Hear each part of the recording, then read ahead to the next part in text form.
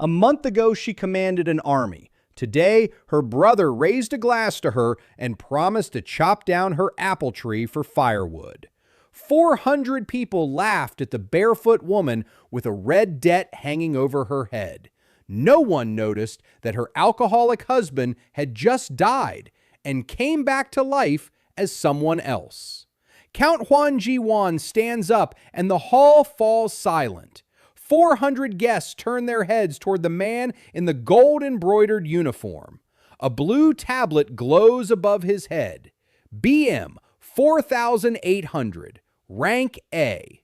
Standing next to him is a woman in a dress that hasn't been washed in a week. Her tablet glows red and the numbers flow like blood in water. BM 71, rank F, debt to the crown, 4,200,000 gold. Yet just a month ago, this woman led the northern army of the Chonhua Empire. A month ago, her BM stood at 12,400 and the general's chevron on her shoulder was no mere prop. Her name is Seo Yunhee, a duchess, and Count Hwang Ji-won is her second cousin, the very one to whom she entrusted all her estates while she was fighting on the border with the Abyss. The very one with whom, at the age of 7, they carved their initials into an apple tree in her garden. A scratch from that game still shows white on his ring. He speaks, and his voice is as sweet as molasses on a wound. He drinks to his sister. She proved a simple thing. A woman's worth on the battlefield is exactly what her husband drinks away in a brothel. Then he smiles and adds that he bought her apple tree. He'll cut it down tomorrow. He needs firewood. Laughter rolls through the hall like a wave. 400 mouths guffaw at the woman whose army held the Eastern Front for 3 years. Yunhee is silent. She stands straight, her gaze fixed on a single point on the wall. 2 guards approach from behind. One pulls out a knife. Not a combat knife, a small ceremonial blade bearing the treasury seal. He cuts off the chevron in one swift motion. The fabric snaps. The gold thread breaks and hangs like a sinew. A public humiliation. According to court protocol, this is done in front of witnesses. 400 witnesses watch as the patch is flung onto the marble. Yunhee doesn't flinch. She turns and walks toward the exit. Barefoot. Her shoes were also seized for debts. Her bare feet slap against the marble, and the sound rings out louder than any laughter. Not a single person looks away. Everyone sees the red numbers above her head. BM 71. Debt, 4,200,000. To Chonhua's high society, she is not a woman. She is a corpse that still breathes. A carriage waits at the entrance. An old one, with a crack in the door and no coat of arms. They took the coat of arms too. Inside, a man is snoring. Seo Yunhee, her husband, the very same gigolo for whom 400 mouths have just been cackling. He reeks of wine so badly that the horse winks at him. His tablet hangs dimly and listlessly. BM 44, rank F, class dependent. Yunhee sits down next to him and doesn't look his way. The carriage starts moving. The wheels creak on the cobblestones. The palace lights flash by outside the window. Then darkness. And in that darkness, something inside Seo Yunhee's body breaks. Not a bone, not a vein, something deeper. The drunk twitches and stops snoring. His eyes open, but they are no longer his eyes. The pupils shrink to points. They dilate, they shrink again, as if someone is adjusting a lens. The man inside Seo Yunhee's body sits up straight. He looks at his hands, thin, trembling, with bitten nails and stains of cheap wine on the cuffs. He looks out the window. He sees a guard carrying a severed chevron, the gold thread fluttering in the wind. He turns his head and sees a woman beside him, barefoot, with a straight back, with dead eyes and a red tablet above her head. He doesn't know who she is. He doesn't know where he is. He knows only one thing. 300 years ago, his own apprentice slipped poison into his last cup of tea. And now he sits in a foreign body, in a foreign world, in a carriage without a coat of arms, next to a woman he was stripped naked in front of 400 people. His name is Jin Mu-yeon, the Supreme Alchemist of the Golden Age, creator of the grain seal, creator of the system, creator of the tablets. He looks at the red numbers above her head and thinks a single thought, a cold one, without a hint of emotion. He will devour this empire right from her plate. The carriage shakes along the night road. Yunhee does not look at her husband. She doesn't notice that he has stopped snoring. She doesn't notice that he is sitting upright. She doesn't notice that his eyes have changed. She thinks of the apple tree they will cut down tomorrow, of the chevron on the marble, of the 400 mouths. Jin Mu-yeon thinks of something else. His fingers touch the wooden wall. He licks the pad of his finger. Oak. Old. Third-degree shrinkage. Traces of iron lacquer mixed with copper dust. The alchemical composition unfolds before his inner gaze like a scroll. 64 flavor elements. He sees them all. 300 years have passed, yet his tongue remembers each one. The system remains silent. The tablet above his head still displays BM44, class dependent. But inside, something is flashing. A single line, hidden, invisible to everyone but him. Class rewritten, chef of the first era. Jin Mu-yeon closes his eyes. When he opens them again, the first thing he'll do is find the kitchen. And then he'll find everyone who stood in that hall and laughed at the barefoot woman. Every single one by one, dish by dish. The carriage stopped at a house Jin Mu-yeon didn't recognize. A single-story house. The plaster was falling off in chunks. The roof was leaking in 3 places. It was the last scrap of property belonging to the Seo family.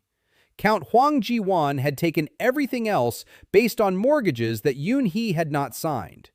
Yunhee stepped out first. Her bare feet touched the wet ground. She didn't look back at her husband. Jin followed her out and staggered. Yunho's body was weak. His legs wouldn't obey him. His hands were shaking.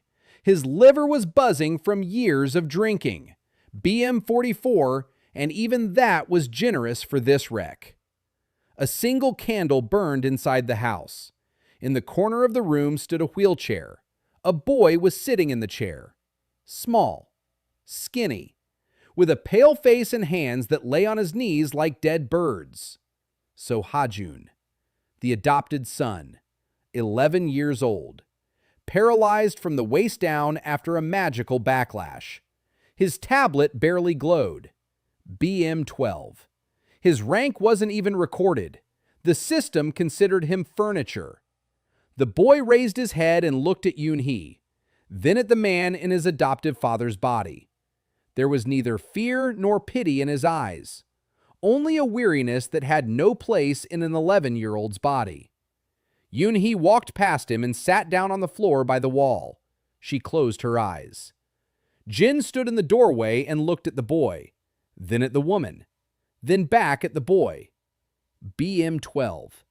Paralyzed. 11 years old. He remembered that number. Then he turned and went to look for the kitchen. The kitchen turned out to be a corner with a clay stove and 2 pots. One had a crack. There were no knives. There were no cutting boards. There were no spices. A jar of salt stood on the shelf, half empty. Next to it lay 3 onions and a piece of stale bread. Jin Mu-yeon, the man whose laboratory once occupied an entire palace wing, the man whose reagents cost more than a province's annual income. This man stood before an empty clay oven in a stranger's crumbling house, and he didn't even have a knife. He rolled up his sleeves. He stepped out into the courtyard. The night was cold. The moon hung low. He crouched down and licked the ground. Clay. Loam with a high iron content. Traces of organic matter.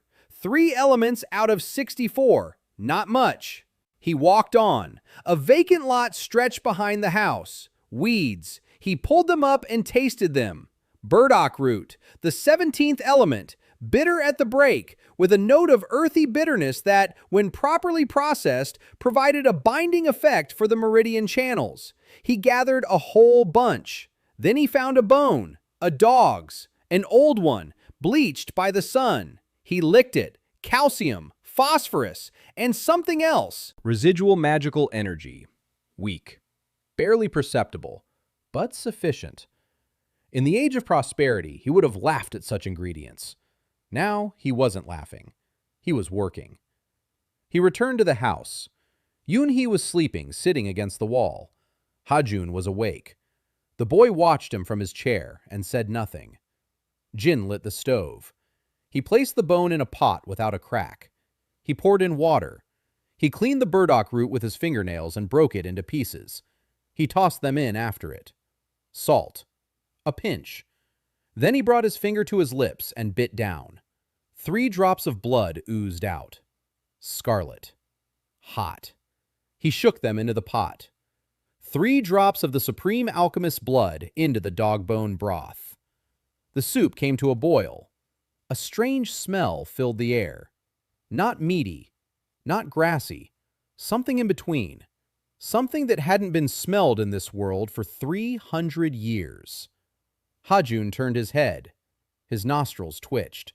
The first facial movement all evening. Jin stirred the soup and counted the elements. 17 in the root, 4 in the bone, 1 in the salt, 3 in the blood. 25 out of 64. Rough work. Clumsy. But it'll be enough for what he has in mind. The eater's resonance. The effect of the dish is multiplied by the chef's connection to the one who eats. Family gives a multiplier of 10. Hajun was the adopted son of the body in which Jin sat. Formally, a family. The system should count it. It must. If it doesn't count, the plan will fall apart at the first step. The soup had been simmering for 2 hours. Jin hadn't left the stove. He stirred and listened to the bone bubbling. How the root dissolves. How 3 drops of his blood rearranged the structure of the broth at the molecular level. He could feel each of the 25 elements. His tongue remembered them all. 300 years in the void, and not a single one forgotten. By dawn, the soup was ready. Murky. Brown.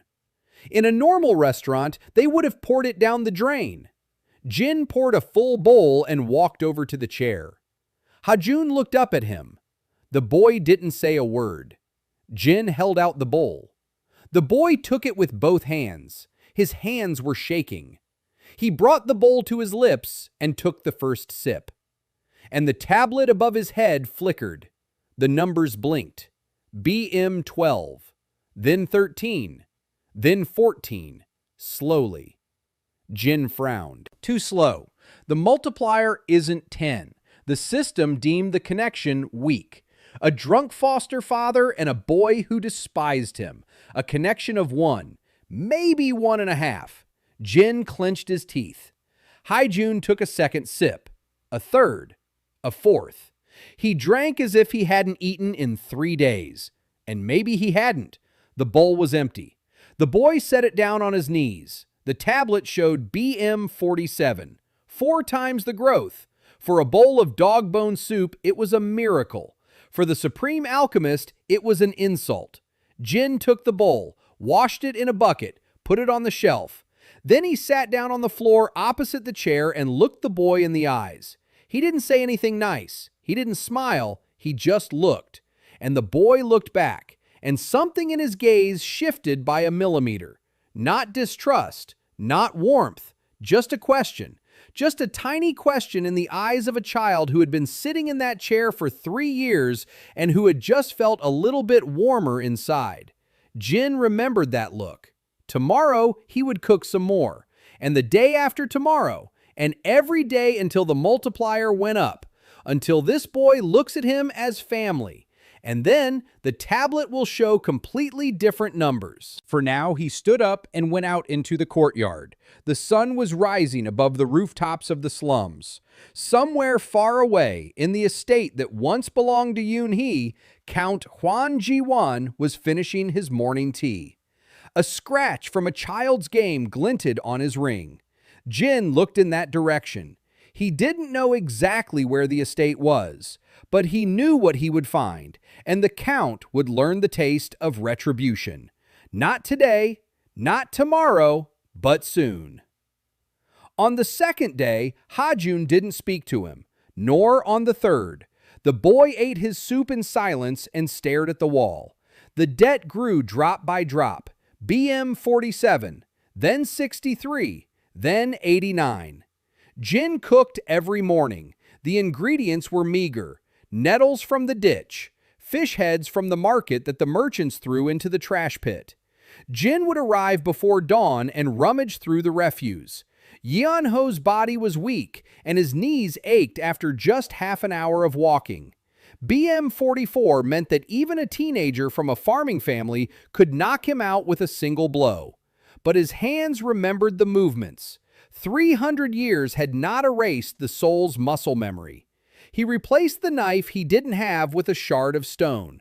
He cut up the fish head with such precision as if he were holding a surgical instrument.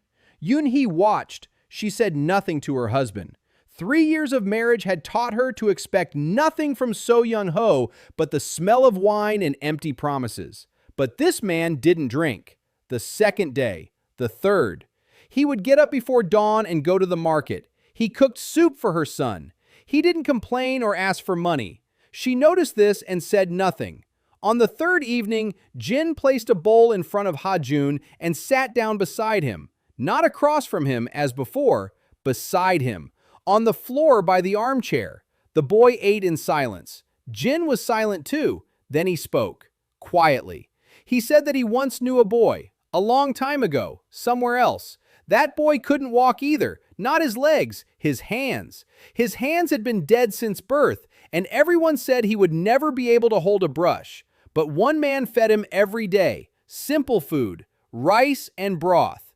And one day, the boy picked up chopsticks and drew a character on the table, the first one in his life. It was a lie. No such boy existed. Jin Mu-yeon had made him up on the spot, but Ha-jun turned his head. For the first time in 3 days, he looked not at the wall, but at the person next to him, and asked what character it was. Jin replied that the boy had drawn the word hunger, because the soup that day was watery. Ha-jun didn't smile, but the corner of his mouth twitched. A single tiny muscle movement, and the tablet above his head flickered. BM 89, 90, 95, 130. The growth accelerated. The multiplier shifted. Jin felt it the way a cook feels the moment when the sauce begins to thicken. A connection.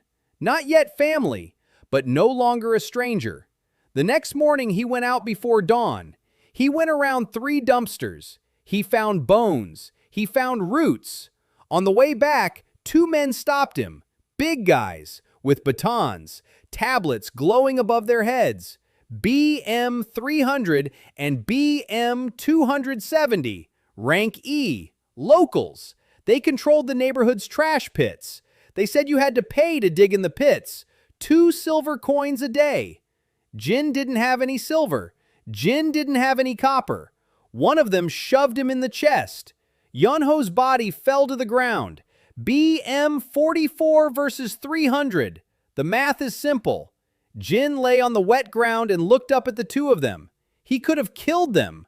Not now. Not with this body. But if Ha-jun finished tomorrow's soup, and if the multiplier grew to at least 3. He didn't think about it. He stood up, brushed himself off, took a different path, found a ditch with nettles, cooked a thinner soup. Ha-jun ate it and grimaced. Bad soup. Jin nodded. Bad. Tomorrow will be better. That evening, Yunhee pulled a bundle from under the floorboard, her last money. 4 silver coins and a handful of copper, all that remained of the Seo clan. She placed the bundle on the table, said she would go to the moneylender tomorrow, pawn her sword, the only thing her brother hadn't taken. Jin looked at her, then at the bundle, then at her again, and said she would need the sword. For the first time, Yunhee looked at him without disgust, without warmth either, just surprise. This man had refused the money. An unemployed, dependent drunk with a BMW 44 turned down the money and said she would need the sword. She asked why. Jin replied that she would understand soon. He took 2 of the 4 silver coins. The next morning, he went to the market, not to the garbage pits, to the stalls, 2 silver coins. With them, he bought a pork shoulder, a small one, with yellow fat and a suspicious smell. He licked the cut surface. 31 elements, living fat, bone collagen, traces of a meridian background in the muscle tissue. This boar had grazed near an old alchemical testing ground during its lifetime, and its meat had absorbed residual energy. The merchant sold it cheaply because the meat was radiating and the buyers were afraid. Jin wasn't afraid. He knew what to do with it. That day, he simmered it for 6 hours. Pork shoulder, burdock root, salt, nettles for bitterness, 3 drops of blood. 38 elements out of 64, the best result in 3 days.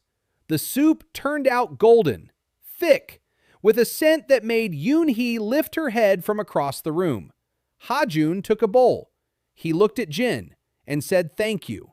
1 word. The first word this boy had ever said to him. Jin nodded. Hajun brought the bowl to his lips, took a sip, and the tablet above his head exploded with light. It didn't blink. It didn't flinch. It exploded. The numbers rushed upward like water from a broken dam. BM 130, 400, 1,200, 3,000, 7,000, 11,000. Yunhee dropped her spoon. The sound of metal on stone was the only sound in the room. She stood and stared at her son's tablet, mouth open, eyes wide. The numbers were still moving. 11,000. Then the tablet flashed red, yellow, white. The words, "System failure," hung in the air for 2 seconds. Then they vanished, and a new rank appeared. SSS. BM 11,000, rank SSS. So Hajun, 11 years old, formerly paralyzed. The boy lowered the bowl. He looked at his legs. He wiggled a toe, his left one, then his right. Then he bent one knee, then the other. Yunhee pressed her hand to her mouth. Hajun stood up. He swayed. He grabbed the back of a chair. He steadied himself and took a step, his first in 3 years. Yunhee slid down the wall to the floor. She wasn't crying. She was looking at her son and couldn't breathe. Then she turned to her husband, to the man with a BM 44 and an F rank who was standing by the stove in a dirty apron with pork grease stains on his hands. She looked at him as if she were seeing him for the first time, and she didn't recognize him. This wasn't the man she'd been married off to. This was someone else. She sensed it. She didn't understand. She sensed it. Jen held her gaze. Then he turned away toward the stove. Something shifted inside him. 1 division out of 64. The 29th element. A salty bitterness on the back of his tongue. He tasted a pinch of salt. Nothing. He tasted the sugar from the jar on the shelf. The same. The price. Every high-ranking dish cost him a taste. 1 element forever. He had lost the salty one. From that moment on, salt and sugar were one and the same to him. 63 elements remained. When they were all gone, he would die. Jin wiped his hands on his apron. He looked at the boy taking his second step, third, fourth, and thought that it was a fair trade. And then he thought of Count Juan Jivan, of the ring with the scratch, of the apple tree that had probably already been cut down, and of the fact that the chair by the wall was now empty. The news spread through the slums in half a day. By evening, the whole neighborhood knew about it. By the next morning, it had reached the market square of the lower city. The paralyzed boy from the impoverished Seo family had attained SSS rank, BM 11,000. 11 years old. People didn't believe it. Then they believed it. Then they were afraid. 17 people held the SSS rank in the Chonhua Empire. 8 of them were heads of great houses. 3 were generals in the active army. 1 was the emperor. And now 1 was an 11-year-old boy from the slums. The tablets did not lie. The system was not mistaken. Never. In 300 years of existence, not a single tablet had shown false numbers. It was a law, unbreakable. Jin Mu-yeon knew why. He himself had built that law into the system when he created it, and he knew something else. Ha-jun's tablet was not mistaken. BM 11,000 was real. But this ceiling was only the starting point. The boy's body hadn't adapted yet. His meridians had only just begun to open. In a month, with the right diet, the number would double. In 2 months, it would triple. Ha-jun stood in the courtyard and looked at his legs. He took a step, then another. Then he squatted and stood up, squatted and stood up, again and again. Every movement was clumsy, and every one was a miracle.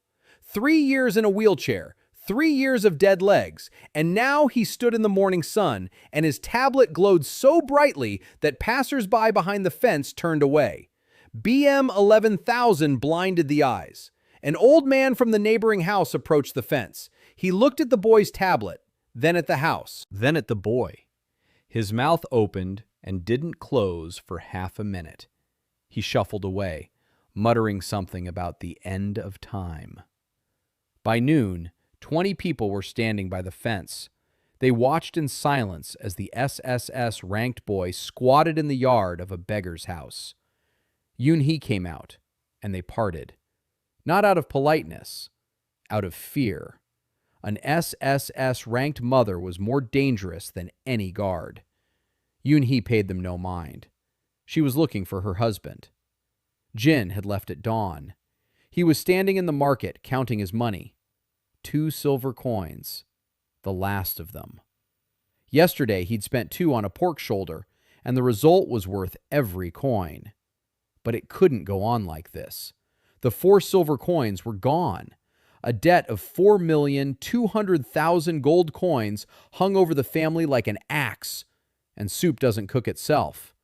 He needed ingredients, regular ones, high-quality ones, and he needed a kitchen, a real one, with an oven where he could control the temperature, with knives, with cutting boards, with pots for slow cooking. Jin stood in the market and thought. Then he saw a sign, a tavern, small, dirty, with a broken window and a door hanging on a single hinge. The sign stated that the establishment was closed by order of the health board. He went inside. An empty room, 3 tables, a counter, and a kitchen. Small, but real. 2 stoves, a dented copper pot, a shelf with dishes, knives, dull, but knives. Jin licked the wall, brick, clay, and traces of grease. Old, years old. This kitchen had been in operation for at least 20 years. The walls had absorbed thousands of meals. The alchemical aura was faint, but it was there. A man emerged from behind the counter, large, broad-shouldered, with a red face and hands that clearly knew a knife. His tablet showed BM 180, rank F, class, cook, an ordinary cook, not an alchemist, not a mage, a cook. He asked what this vagrant was doing here. Jin looked at him and gave his name, Seo Yunhee, husband of Duchess Seo. The man laughed. Everyone knew who Seo Yunhee was. A drunkard, a freeloader, a disgrace to his family. He said he didn't give alms and pointed to the door. Jin didn't leave. He asked the cook's name and why the eatery had been shut down. The man's name was Cho Dalgon, a former imperial chef, fired for refusing to slip poison into a dish meant for his master's rival. After being fired, he opened his own eatery. A year ago, the health board shut it down following an anonymous complaint. Since then, Dalgon had been living in an empty space and drinking just as much as the late Yunhee. Jin listened. Then he walked over to the stove. He picked up a dull knife. He took an onion from the shelf and began to chop. Dalgon watched, at first with a sneer. Then the sneer vanished. Then the expression on his face vanished. Jin Mu-yeon was chopping the onion with movements that Dalgon, as a former imperial chef, had seen only once in his life, at a demonstration by a master of ceremonial cuisine at the Imperial Palace 40 years ago. That master had sliced daikon into translucent sheets, and the court gave a standing ovation. What the vagrant with the BM-44 was doing now was 3 levels above that. Every slice was identical in thickness. Every movement saved a millimeter. The onion fell apart into rings that stacked on top of each other like the pages of a book. Dalgon sat down on a chair. His legs wouldn't hold him up. He watched as the man whom the entire capital knew as a drunkard and a gigolo handled a knife the way a master bladesman handles a sword. No. Better. Jin finished. He put down the knife. He turned to Dalgon. He proposed a deal. He would do the cooking. Dalgon would be the face of the establishment. Officially, the tavern would belong to Dalgon, the license in his name, inspections on his head. Jin would remain in the shadows. In return, Dalgon would get 1 bowl of his soup every day. In a week, his BM would double. In a month, it would triple. In a year, he'd forget what an F rank was. Dalgon was silent for a minute. Then he asked why. Why would a vagabond who chops onions like a god want to hide behind the back of a fired chef? Jin answered with a single sentence. Because those who see his tablet must not know that he can cook. Not yet, at least. Dalgon looked at the tablet above his head. BM-44, rank F, dependent. Then he looked at the onion sliced with surgical precision. Then he nodded. They shook hands. Jin left the diner and headed home. On the way, he stopped at an intersection. A notice hung on a pole. Large letters. The seal of Count Huang Ji-wan. The notice stated that the Seo family had been stripped of by order of the debt court. The house is to be demolished in 10 days. Residents are asked to vacate the premises voluntarily. Jin read it, and his expression did not change. 10 days. In 10 days, they wouldn't even have this ruin. He tore down the notice, folded it, put it in his pocket, and walked on. At Ha-jun's house, a boy was standing in the yard. The boy held a stick in his hand and was hitting the fence with it. The blows were strong. Too strong for an 11-year-old child. A fence board split in 2. Ha-jun looked at the stick, then at the crack, then at his hands. He didn't yet understand what BM 11.000 was. He didn't yet know that now he was stronger than any guard in the neighborhood, stronger than any mercenary in the city, stronger than most of the empire's nobles. He was simply hitting the fence with a stick, and the fence was breaking. Jin watched from around the corner. Then he entered the yard. Then he sat down on the porch. Then he took a notice out of his pocket. He unfolded it. He showed it to Yunhee, who was standing in the doorway. She read it. Her expression didn't change. She had been waiting for this for a long time. 10 days. Jin said that in 10 days, they wouldn't be here anymore. Yunhee asked where. Jin replied that they would have a tavern. Yunhee looked at him for a long moment. Then she nodded. She didn't ask how. She didn't ask where the money would come from. She just nodded. Something had changed between them over those 3 days. Not trust, not love. Something more subtle. She had stopped looking right through him. That night, Jin lay on the floor and counted. 63 elements left. Debt, 4,200,000 gold.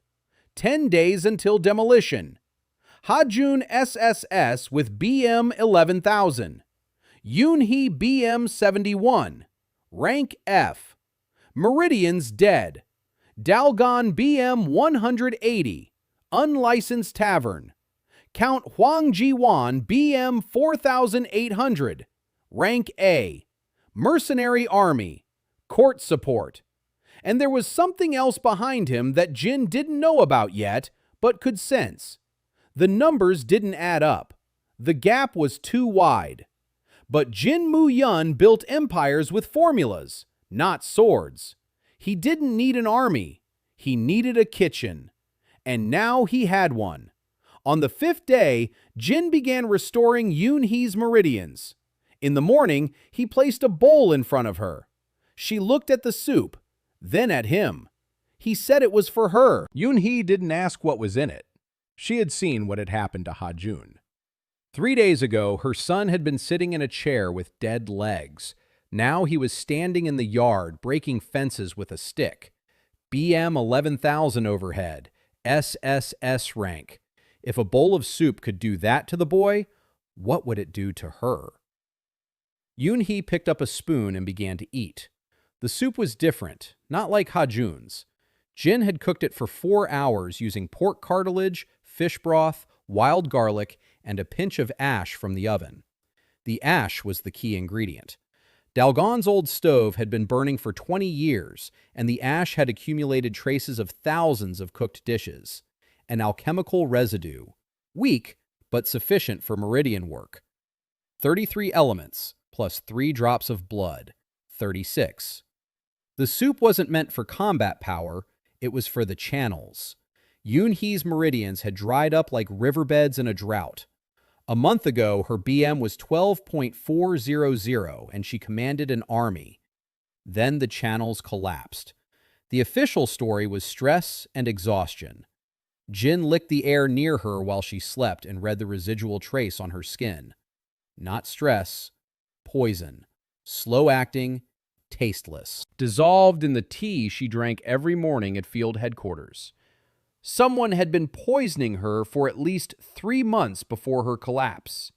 The channels didn't dry up on their own. They were burned from the inside. And Jin recognized the handwriting. It was an alchemical formula he himself had once written in a textbook for advanced students. 300 years ago.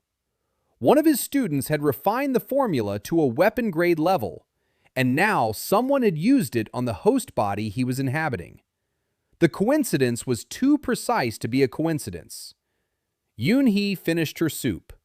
Nothing happened. The tablet didn't budge. BM 71, rank F.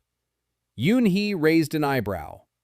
Jin said that meridians aren't muscles. You can't build them up in one sitting. It takes 7 days. A bowl every day. No skipping. On the 7th day, she'll feel it. Yunhee set the bowl on the table. She said she would eat. Then she asked how he knew about the channels. Jin replied that he had read about it in a book. Yunhee didn't believe him. He could see it in her eyes. But she didn't press the issue. For now. During the day, Jin worked at Dalgon's tavern. They cleaned the place, scraped the floors, patched the roof. Dalgon hauled tables while Jin wiped the walls with a rag that fell apart on the 3rd wipe. Yunho's body was useless for physical labor. A BM of 44 meant that even a bucket of water felt heavy. But Jin didn't complain. He worked and thought. A plan was taking shape. The tavern would open in a week. The first customers would be from the neighborhood. The poor. People with BMs ranging from 80 to 200. Rank F. The laborer or peasant class. He would feed them cheap dishes with minimal effect. Everyone's BM would increase by 20 to 30 points per serving. A trifle by the noble standards. But for a person with a BM of 100, a jump to 130 meant moving from laborer to apprentice. from apprentice to artisan, from artisan to small-scale merchant, a social ladder for a bowl of soup. Word will spread. People will flock here. Money would start trickling in. On the 6th day, what Jin had been waiting for happened, and what he had feared. 3 people came to the house. 2 were mercenaries. Their tablets showed BM 1200 and BM 1400. Rank C. Professionals, not street thugs. Standing between them was a man in a fine coat, unarmed. His tablet showed BM 600. Rank D. Clerk class. He introduced himself as Count Huang Ji-wan's assistant. He said the Count was concerned about rumors of illegal alchemical experimentation on a minor member of the Seo clan. He handed over a piece of paper, a warrant for Ha-jun's medical examination.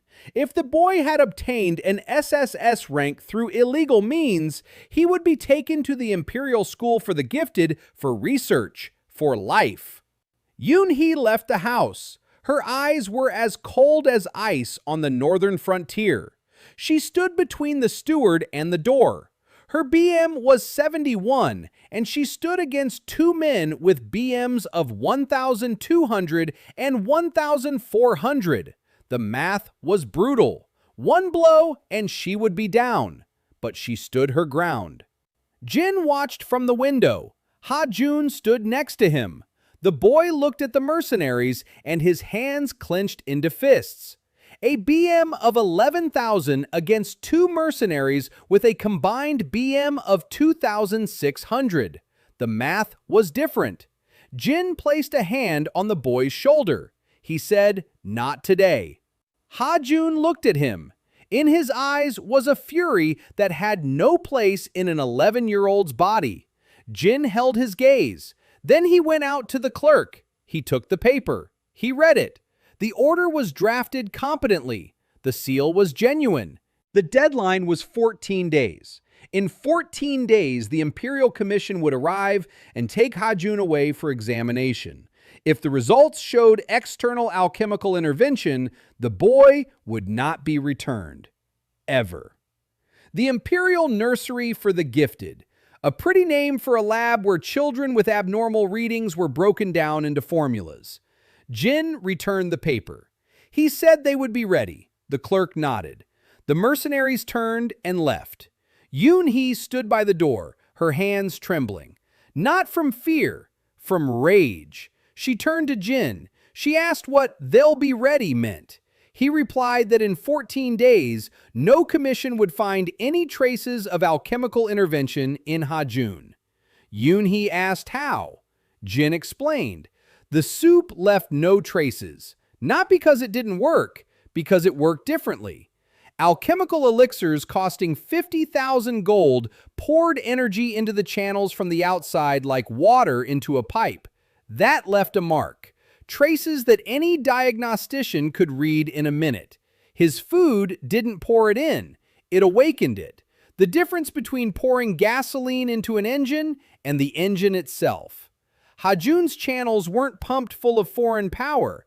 They were restored. The boy generated his own energy. The system recorded this as natural growth because that's what it was. Natural growth. Accelerated, but natural. No traces, no clues. Yunhee listened, and her face changed. It didn't soften, it sharpened. She was beginning to understand that the man before her knew more about alchemy than any physician she had met in her 30 years of life. And she was beginning to understand that he was hiding it. She didn't ask why. She was a soldier. She knew how to wait. On the 7th day, Yunhee finished bowl, and she felt it. Warmth. Inside. In her stomach, then in her chest, then in her hands, then in her legs. Meridians, dry channels through which energy hadn't flowed for over a month. The first drop, a thin one, hot, like the first stream after winter. The tablet flickered. BM 71, then 72, then 80, then 100. Slowly, not like Ha-jun's, not an explosion, a stream, but a stream that won't stop. Yunhee raised her hand, clenched her fist, and the air around her fist trembled. Just a little, barely noticeable, but for the former commander of the Northern Army, it meant everything. She felt power again, for the first time in a month. Jin stood by the stove and watched. His scroll still burned dimly. BM-44, rank F, dependent. No one in this room knew that he had lost yet another element. 31, the bitterness of wormwood. 62 remained. Yunhee lowered her fist, turned to him, and for the first time ever, she called him by name. She didn't spit it out. She didn't hiss it. She said it. Yun-ho. Jin didn't correct her. That wasn't his name. But he nodded. Evening was falling outside. Somewhere in the upper city, Count Huan Ji-won was reading a report from the steward. The document had been accepted. The deadline was 14 days. The Count smiled. In 2 weeks, the boy would be taken away, and the Seo clan would cease to exist. He didn't know that in 2 weeks, his own tablet would begin its countdown. He didn't know that the woman he had undressed in front of 400 guests was feeling the strength in her hands again. And he didn't know that a man with BM-44 in a dirty apron was standing by the stove in a tavern without a sign, preparing dishes that would change every number in this empire. But he'll find out. Everyone will find out. One bowl after another, the tavern opened on the 8th day. No sign, no announcement. Dalgon simply removed the boards from the windows and placed a cauldron by the door. The smell wafted down the street within a minute. Thick, heavy, with a hint of something unfamiliar that made people turn their heads. An old man was the first to enter, the very same neighbor who had seen Haejun's tablet by the fence and walked away muttering about the end of time. He sat down at a table and looked at Dalgon. He asked what they served. Dalgon replied that it was soup. Just a look. A bowl for 3 copper coins. The old man put 3 copper coins on the table. Dalgon brought the bowl. The old man tasted it. The tablet above his head trembled. BM 94. Then 97. Then 112. The old man put down his spoon and looked at his hands, then at the tablet, then at his hands again. He got up from the table and left. 10 minutes later, he returned with his wife. Half an hour later, 8 people were seated at the tables. An hour later, 12. By evening, 43 people had passed through the tavern. The average BM per bowl was 18 points. For a nobleman, that was nothing. For a porter with a BM of 100, it was a different world. Jin stood in the kitchen behind the wall and didn't step into the dining room once. Dalgon served. Dalgon counted the money. Dalgon answered questions. What kind of soup is this? How do you cook it? Why is Skrigil growing? Dalgon replied that it was a family recipe, old school, nothing unusual. People didn't believe him, but they ate, and they paid. 129 copper coins for the first day. 1 silver coin and 29 copper coins. Jin counted the money and hid it in a crack under the floorboards. That was the beginning. Yunhee arrived in the evening. She surveyed the tavern, the ceiling, the walls, the kitchen. Then she looked at Dalgon. Dalgon straightened up and involuntarily stretched his arms to their full length. The former imperial chef recognized the commanding gaze of the former general of the Northern Army. Yunhee didn't say a word to him. She turned to Jin, who was standing by the cauldron with a ladle in his hand, and asked how many people he planned to feed. Jin replied that as many as would come. Yunhee nodded. She said she would be waiting at the door tomorrow. Jin had no objection. On the 9th day, there was a line outside the tavern. On the 10th day, the house was demolished. In the morning, workers arrived with sledgehammers. Yunhee had taken her belongings the night before. 2 sacks, clothes, blankets, a sword.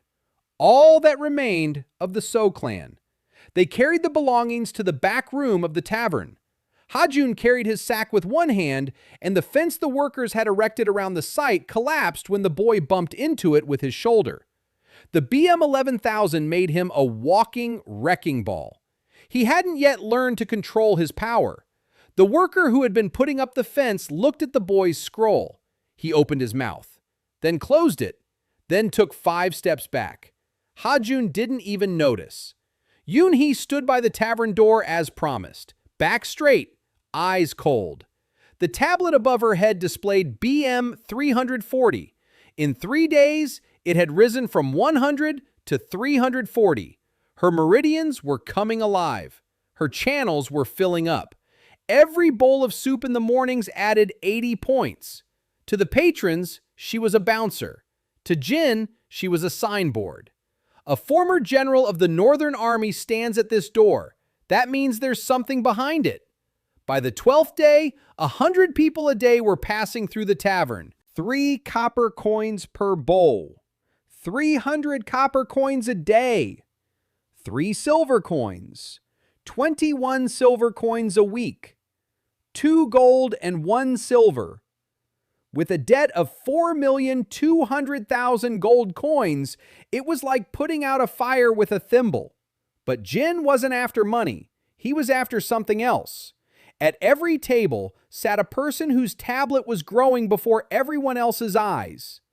A porter with a BM of 110 finished his bowl and saw 128. A laundress with a BM of 85 saw 103. A young apprentice with a BM of 95 jumped up from the table with the number 120 and ran to show his mother. These were small numbers, tiny ones. But each of these people went home and told 10 others. 10 told 100. 100 told 1,000.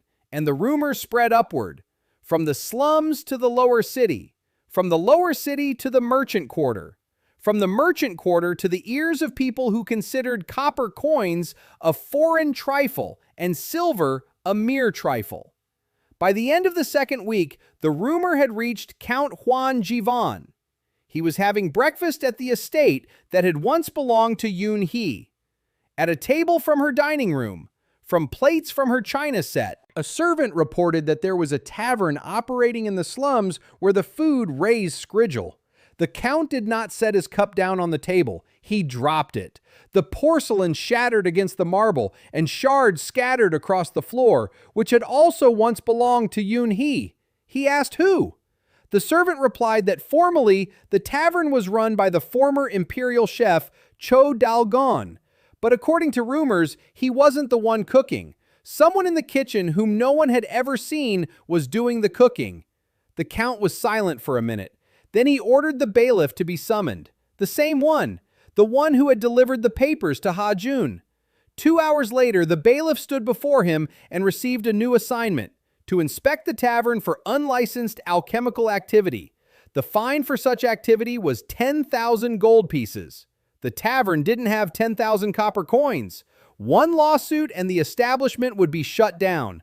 The cooks would be arrested, and if the cook turned out to be the husband of Duchess Seo, the Count would gain another lever of influence. The bailiff left. The Count remained seated at the table. He looked at the shards of the cup on the floor and thought. His hand found the ring. His finger traced the scratch, an old one, from his childhood, from playing on the apple tree he had chopped down on his very first day. The apple tree was turned into firewood. The firewood was burned. The ashes were swept away. Nothing remained. So he thought. He didn't know that Jin Mu-yeon had been adding a pinch of apple tree ash to every soup for Yunhee for 3 days now. Mrs. Park had brought her, an old herbalist from the slums. She had appeared on the second day the tavern opened, small, withered, with hands like tree roots. Her scroll showed BM 62, rank F, class herbalist. She walked into the kitchen without asking, looked at Jin, at the pot, at the ingredients, sniffed the air, and said he was cutting the burdock wrong. Jin stopped, turned around, looked at her. She was right. He was cutting the burdock across the grain. For a regular soup, that's fine. For meridian broth, you need to cut lengthwise. That way, the elements are released 12% more efficiently. Jin knew this. He was cutting crosswise on purpose to reduce the effect and not draw attention. But the old woman noticed. He asked how she knew. Mrs. Park replied that her great-great-grandmother had worked in an alchemist's laboratory a long time ago, 300 years ago. Her great-great-grandmother had written down some recipes. The records had been passed down from generation to generation. Mrs. Park was the last in the line. Jin was silent for 10 seconds. An alchemist's laboratory. His laboratory. His recipes. 300 years and 4 generations of women had carried his formulas through time like contraband. He asked what the great-great-grandmother's name was. Ms. Park answered. The name struck him in the chest. He remembered this woman. Small, quiet. She washed flasks and never asked questions. He didn't even know what she was writing down. Jin nodded.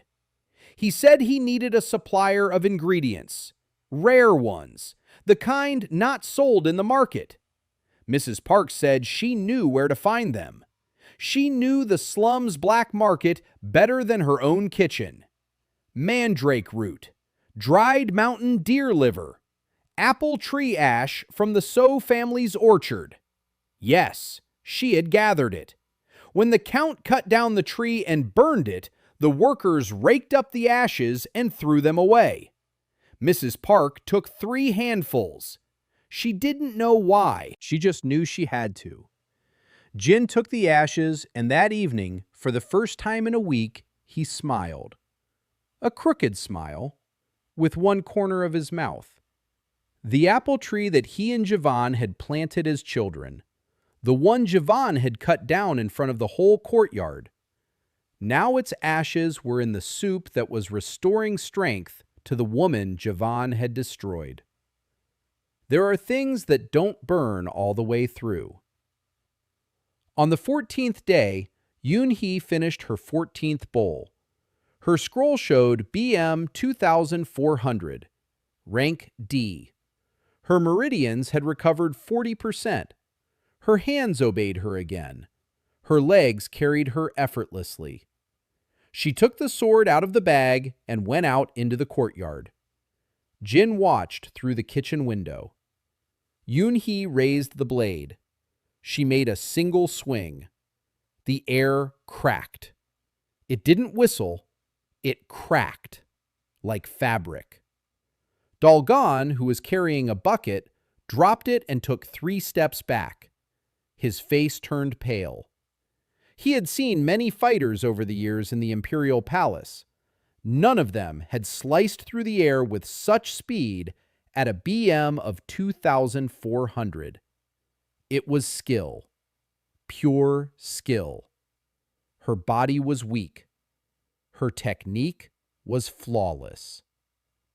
Yunhee lowered the sword. She looked at the blade, then at the kitchen, at the window behind which Jin stood. She didn't say thank you.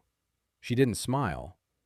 But something burned in her eyes that Jin had only ever seen on the battlefield. Hunger. Not for food, for retribution. She felt the sword in her hand again, and she knew for whom she was sharpening it. The clerk arrived on the 15th day. With him were 2 inspectors from the health department and 4 guards. The guard's tablet showed ranks ranging from 800 to 1,100. Rank D, City Guard. Not mercenaries, officials. Yunhee stood by the door. Her BM read 2,800. It had gone up 400 points overnight. The channels were opening faster with each passing day. The guard saw her tablet and slowed down. 2 months ago, this woman had been a general. A month ago, she was a nobody. Now, her BM was growing like grass after rain. Unfathomable. Disturbing. The bailiff didn't slow down. He held out a piece of paper. A warrant to search the premises. suspicion of unlicensed alchemical activity, a fine of 10,000 gold pieces, or closure of the establishment.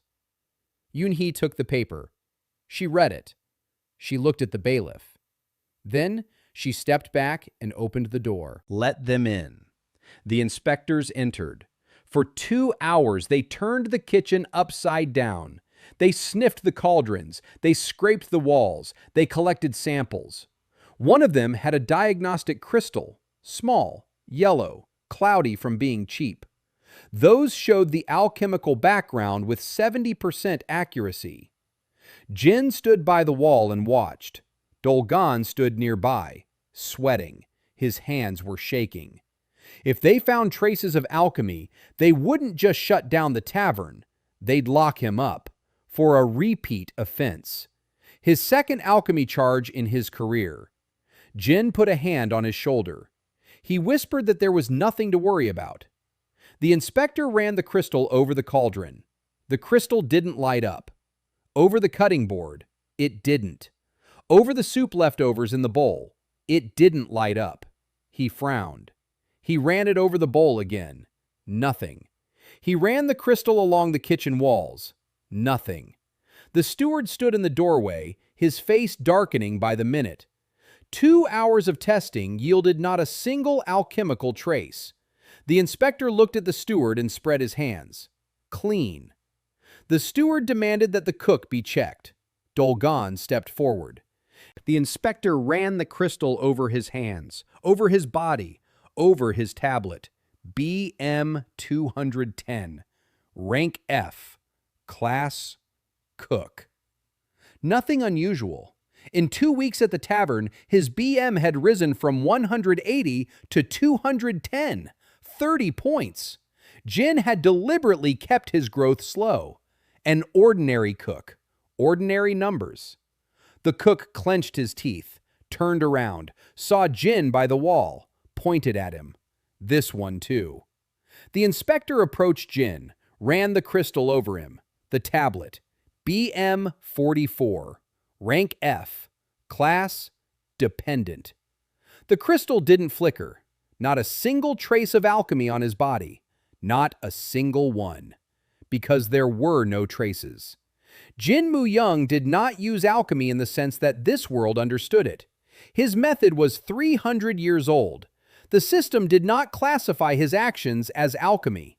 The system classified them as cooking. The difference between the two classifications was as thin as a hair, but that hair's breadth separated prison from freedom. The clerk took the inspectors away. The guards left. Dolgan sat down on a chair and exhaled as if he hadn't breathed for 2 hours. Yunhee closed the door. She looked at Jin. There was no question in her gaze. There was understanding in it. She didn't know how, but she knew he had foreseen this, that he had been preparing, that every bowl of soup had been cooked so as to leave not a single clue. It wasn't luck. It was calculation. And the calculation belonged to the man with BM 44 and the inscription dependent above his head. That evening, Jin stepped out onto the porch. He sat down on a step. He sniffed the air, a habit. He analyzed the city every evening, the composition of the dust, the humidity, the temperature, and something else, the magical background, subtle, barely perceptible, but it was there, and it was changing. For the third night in a row, the background was shifting toward the black spectrum. That meant one thing: corruption. Demonic corruption was approaching the capital. Not in a year, not in 6 months, in months, maybe weeks. Jin licked a pinch of earth from a crack in the step. Ordinary clay, but with a taste, subtle, bitter, metallic, like blood on the tongue. He knew that taste. 300 years ago, he had sealed the creature that spawned this bitterness, the hunger that eats worlds, the first demonic deity, sealed within the grain seal that had fed the empire for 3 centuries. Every field, every ear of grain, every grain was a link in the chain, and the chain was weakening. Someone was breaking the seal from within, systematically, precisely, with knowledge of the formula. his formula. Jin clenched his fists. He knew whose handiwork this was. One, and only one disciple, knew the structure of the seal well enough to break it not by exploding it, but by unscrewing it like a clockwork mechanism. That disciple who had put poison in a cup of tea 300 years ago. The student whom Jin had considered dead. But the dead do not break seals. On the 16th day, something happened that changed the scale of things. In the morning, a boy from the neighborhood came into the tavern. 10 years old, dirty, barefoot, tablet BM 78, rank F, class undetermined. An orphan, one of those who sleep under bridges and eat whatever they find in the gutters. He put 3 copper coins on the table. They gave him a bowl. He ate greedily. He burned himself and didn't notice. The tablet flashed. BM 78, 96, 115, 140. He wiped his mouth on his sleeve and left. An hour later, he returned with 7 others just like him, ragged, hungry. With the copper coins they'd scraped together, there were just enough for 2 bowls. They shared a spoon, ate in turns. The tablets flashed, height ranging from 15 to 40 points for each. Jin watched through a crack in the kitchen wall. Dalgon watched him. Jin nodded. Dalgon brought out 5 more bowls. For free. The children ate, and their tablets burned brighter than those of half the nobles in the upper city. Yunhee stood by the door and watched. Her hand rested on the hilt of her sword. Not because there was a threat, because she was clutching something so she wouldn't clutch her throat. A 10-year-old boy from under the bridge had a BM of 140 after a bowl of soup. Count Huang Jivan's son, according to rumors, had a BM of 120 after 12 years of private training and 3 tutors. A bowl of soup for 3 copper coins versus 12 years of privilege. Math that could overturn the empire. Or bury the cook who made it. Jin closed the crack in the wall, returned to the cauldron, stirred it, counted the ingredients. 28 in this serving. Weak soup for weak people, but sufficient. He looked at his hands, skinny, with gnawed nails. BM 44. A body that was worth nothing. But these hands held the ladle, and the ladle changed the numbers. And numbers in the Chunhua Empire meant everything. On the 20th day, the tavern received a name. It wasn't Jin who gave it. It was an orphan boy, that very one, 10 years old. He came in the morning and asked Dalgon what the place was called. Dalgon didn't know. The boy said that everyone on the street called it the last spoon. Because if you have nothing to eat and nothing to hope for, you come here for the last spoonful. And after that, life begins anew. Dalgon looked at Jin through the kitchen opening. Jin nodded. The last spoon. Dalgon wrote the name on the board with a piece of charcoal and hung it above the door. A sign. The first one. Crooked. The charcoal smudged from the rain on the very first evening. But everyone already knew. By the 20th day, 200 people a day were passing through the last spoon. 3 copper coins for a bowl. 600 copper coins. 6 silver coins. The money started flowing. Not a river, a trickle, but a steady one. Jin set aside every silver coin. He bought ingredients. He refined the recipe. On the 20th day, he used 40 of the 64 elements in a single dish for the first time. The soup became different, thicker, darker, with a golden film on the surface that shimmered like liquid metal. The average BM per bowl rose from 18 to 35 points. Regulars returned every day. Their scrolls crept upward week after week. The porter who came on the first day with a BM of 110 now showed 340. The laundress, who started at BM 85, had reached 260. The children from under the bridge came every morning, and Jin didn't charge them. Their scrolls were growing faster than anyone else's. Their young bodies absorbed it like sponges. That same 10-year-old orphan was already showing a BM of 480. Rank E. His class had changed from undefined to fighter. The system had decided for him. On the 20th day, Yunhee showed a BM of 6,200. Rank C. Her meridians had recovered 65%. She trained every morning in the courtyard behind the tavern. Her sword sliced through the air with a crack that could be heard 2 blocks away. Ha-jun trained with her. His BM hadn't changed. 11,000, the ceiling. His body adapted slowly, but his skills grew. Yunhee taught him basic combat techniques. The boy grasped in minutes what cadets spent months on. The SSS rank gave him more than just strength. It gave him speed of perception. Ha-jun saw his mother's sword movements in slow motion. He broke it down into elements. He repeated it. Yunhee showed no emotion, but Jin saw through the kitchen window how her hand trembled when the boy correctly executed for the first time a block she had been teaching for 10 years. On the 22nd day, the first nobles arrived. 3 of them, minor nobility, barons from the outskirts of the capital. Their scrolls showed BMs ranging from 1,800 to 2,300, rank C. They entered and surveyed the hall with the expression of people who had accidentally wandered into a barn. 3 dirty tables, benches instead of chairs, a cauldron behind the wall that smelled of something indescribable, and a line of poor people stretching from the door to the street corner. They sat down. They ordered 3 bowls, 3 copper ones each. One of them tossed a silver coin on the table and said he didn't want any change. Dolgan brought the bowls. The first baron tasted it. The tablet flickered. BM 1,800, 1,812, 1,830, 1,860. He put down his spoon.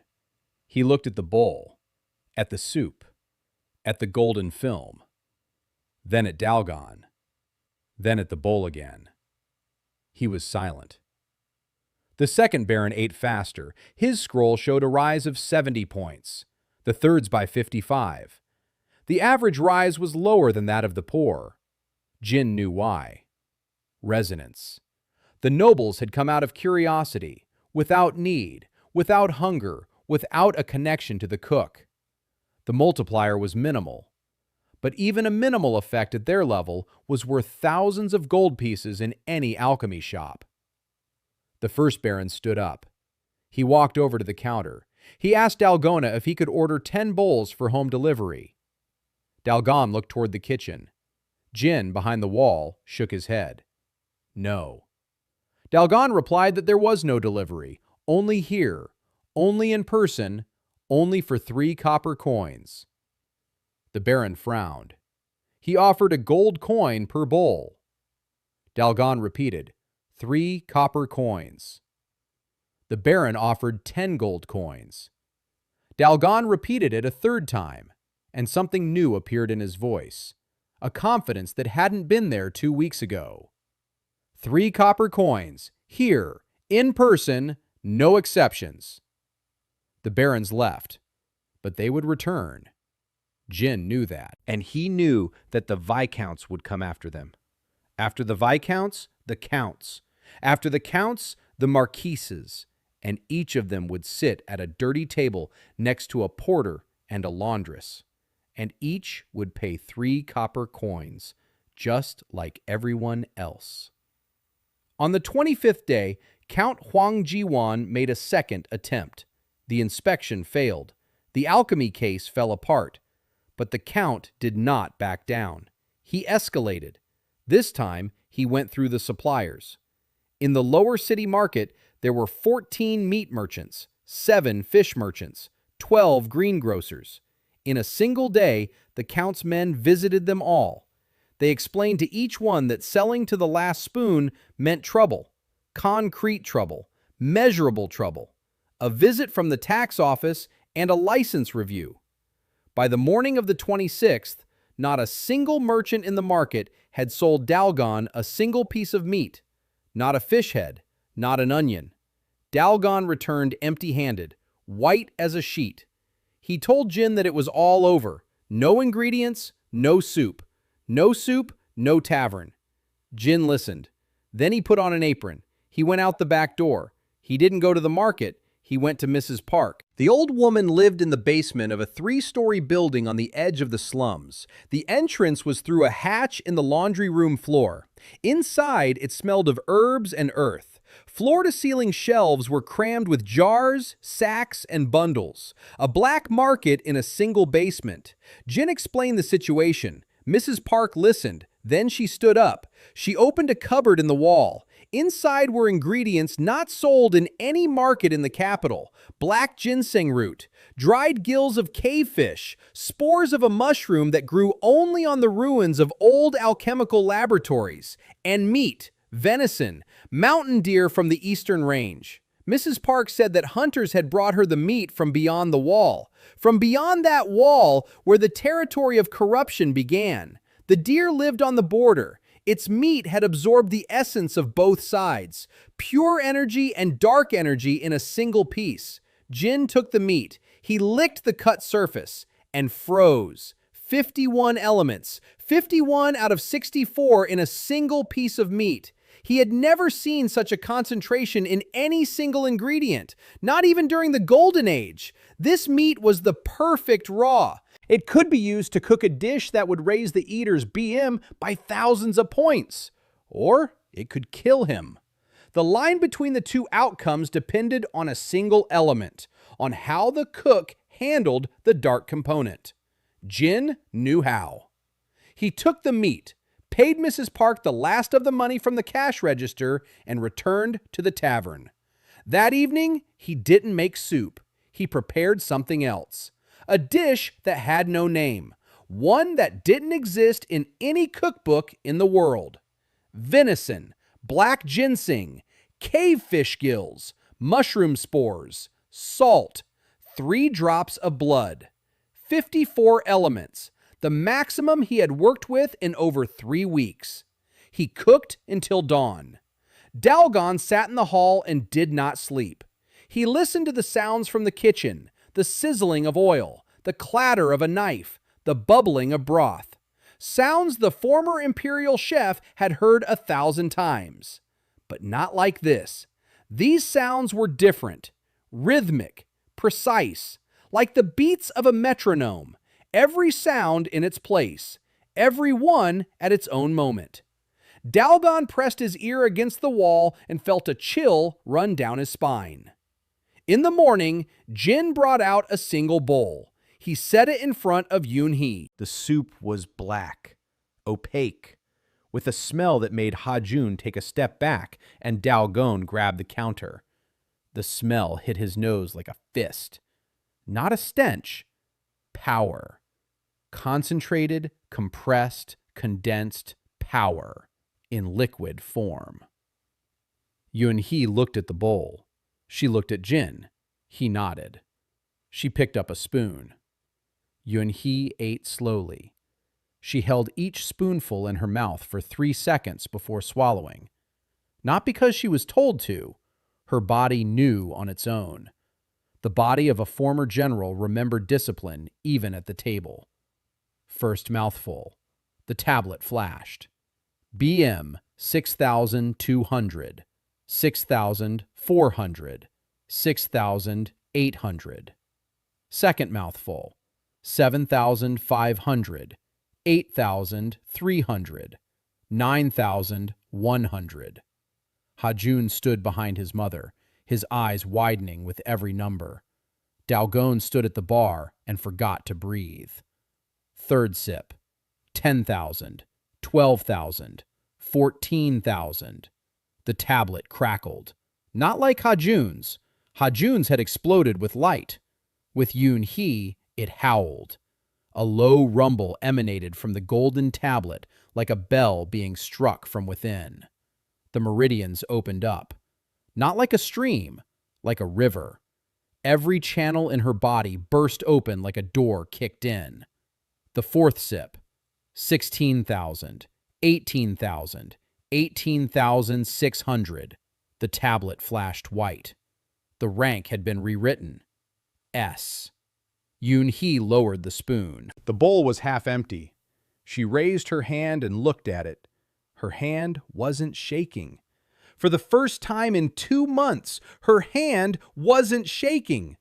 She clenched her fist, and the air around it didn't just tremble. It contracted. A visible distortion of space. On the table, the bowl cracked from the pressure Yunhee didn't even control. Dolgan backed up against the wall. His legs buckled, and he slid to the floor. He sat there, looking up at the woman whose tablet displayed 18,600 and the letter S. He had seen S ranks in the imperial palace. Generals, advisors, the head of the secretariat. None of them exuded such pressure with those numbers. Because the numbers were only part of the equation. The other part was called skill. And so Yunhee's skill was that of a person who had spent 15 years on the battlefield. S rank with a general's combat experience. It was a weapon that even Jin Mu-yeon had taken a step back from. Yunhee finished her soup. She set the empty bowl on the table. She looked at Jin. Her eyes had changed. Not the color, the depth. Before, there had been fury in them. The cold, controlled fury of a fighter. Now there was something else in them. A question she hadn't asked aloud, but that hung in the air heavier than her aura. Who are you? Jin didn't answer the unasked question. He took the bowl, washed it, put it on the shelf, then he returned to the cauldron. He had 60 elements left. He'd lost 2 that night, the 12th and the 44th. The sweetness of a ripe plum and the tartness of a green apple. He tasted a piece of sugar. Nothing. He tasted vinegar. Nothing. 2 more tastes were gone forever. The price for Yunhee's S rank. 4 elements lost in 25 days. 60 remained. If he lost all 64, he would die. Not his body, his soul. The system would discard him as a faulty medium, and Jin Mu-yeon would cease to exist. Neither in this world nor in any other. He knew this from the very first spoonful. And every time he lost an element, he made a choice. A conscious one. A cold one. Without regret. Yunhee, S rank, BM 18,600. 4 elements. He considered it a fair price. During the day, the tavern operated as usual. 200 bowls, 600 copper coins. But the morning scene did not go unnoticed. 2 patrons saw how Yunhee's tablet had changed to S. One of them was a former soldier of the Northern Army. He recognized his general. He recognized the numbers. And he left the tavern on legs that wouldn't obey him. By evening, the rumor that Duchess Seo Yunhee had regained her S rank had reached the upper city. By nightfall, it had reached the palace. By the morning of the next day, it was being discussed in 3 guilds, 2 ministries, and 1 cabinet from which the entire empire was governed. Chancellor Cho Song-mi sat at a desk piled high with papers. Her tablet displayed an S rank. Her BM was hidden. A privilege of the head of Imperial Intelligence. A report lay before her. 1 page, dry numbers. A list of visitors to the last spoon over the past 25 days.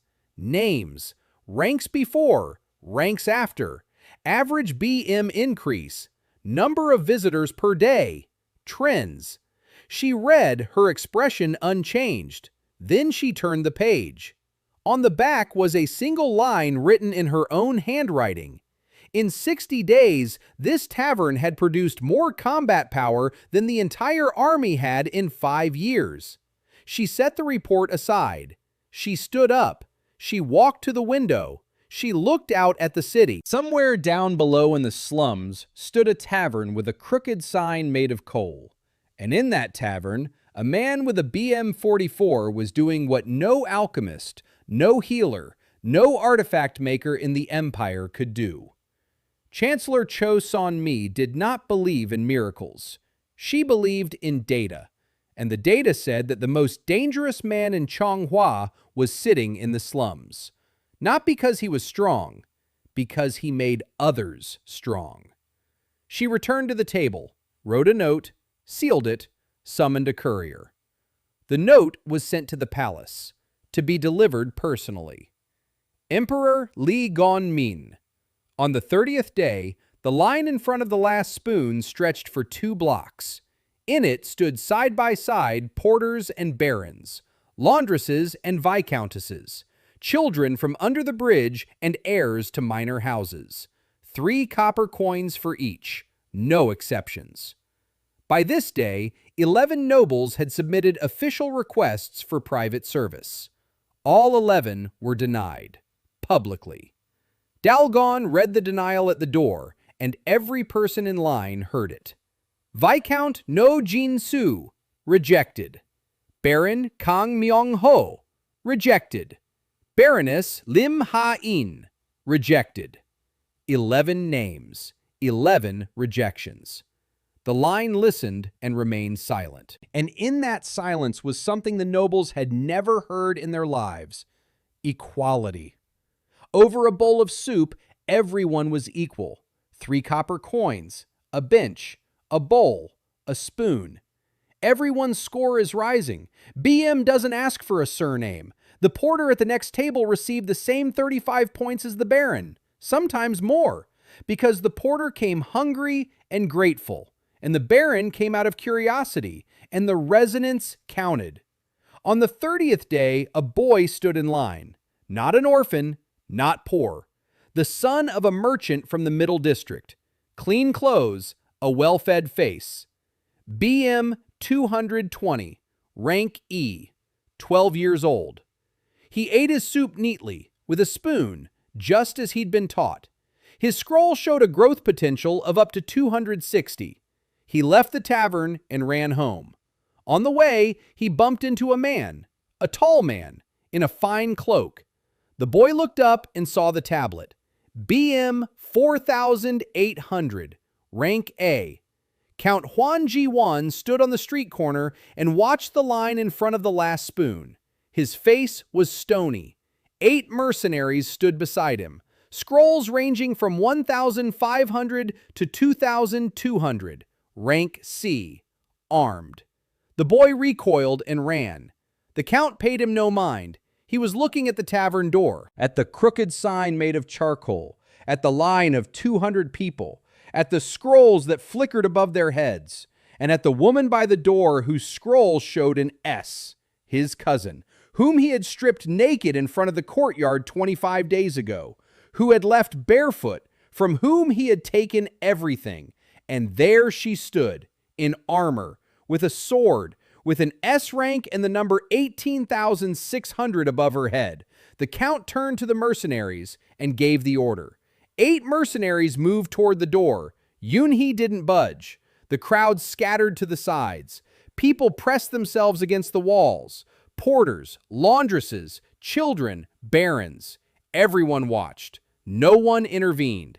The first mercenary took 3 steps forward. His tablet showed BM 2200, rank C. He was the strongest of the 8. He reached out toward the door. Yunhee didn't raise her sword. She didn't raise her fist. She simply looked at him, and the mercenary stopped. His hand hung in the air. The pressure of an S-rank aura fell upon him like a stone slab. He couldn't breathe. He couldn't take a step. His scroll flashed. Not from growth, from fear. The system recorded a physiological reaction. Pulse 160. Adrenaline rush. Ready to flee. He backed away. The second mercenary stepped around him, reached for the sword at his belt. The tavern door opened from the inside. Ha-jun stepped out onto the porch. 11 years old, skinny, in an old, ill-fitting shirt. A wooden spoon in his right hand, a tablet above his head. BM 11,000, rank SSS. 8 mercenaries saw the number, and 7 of them took a step back simultaneously, involuntarily. Their bodies decided for them. SSS rank was beyond their comprehension, beyond their contracts, beyond any amount of money Count Hwang Ji-won could pay. One did not retreat. The dumbest or the most desperate, BM 1800, rank C. He drew his sword and rushed toward the door. Hajun stepped forward, 1 step. A wooden spoon flashed through the air. The sound was short, dry, like a snap of the fingers. The mercenary lay on the ground. The sword had pierced into the wall 3 meters away from him. The spoon in Hajun's hand didn't even crack.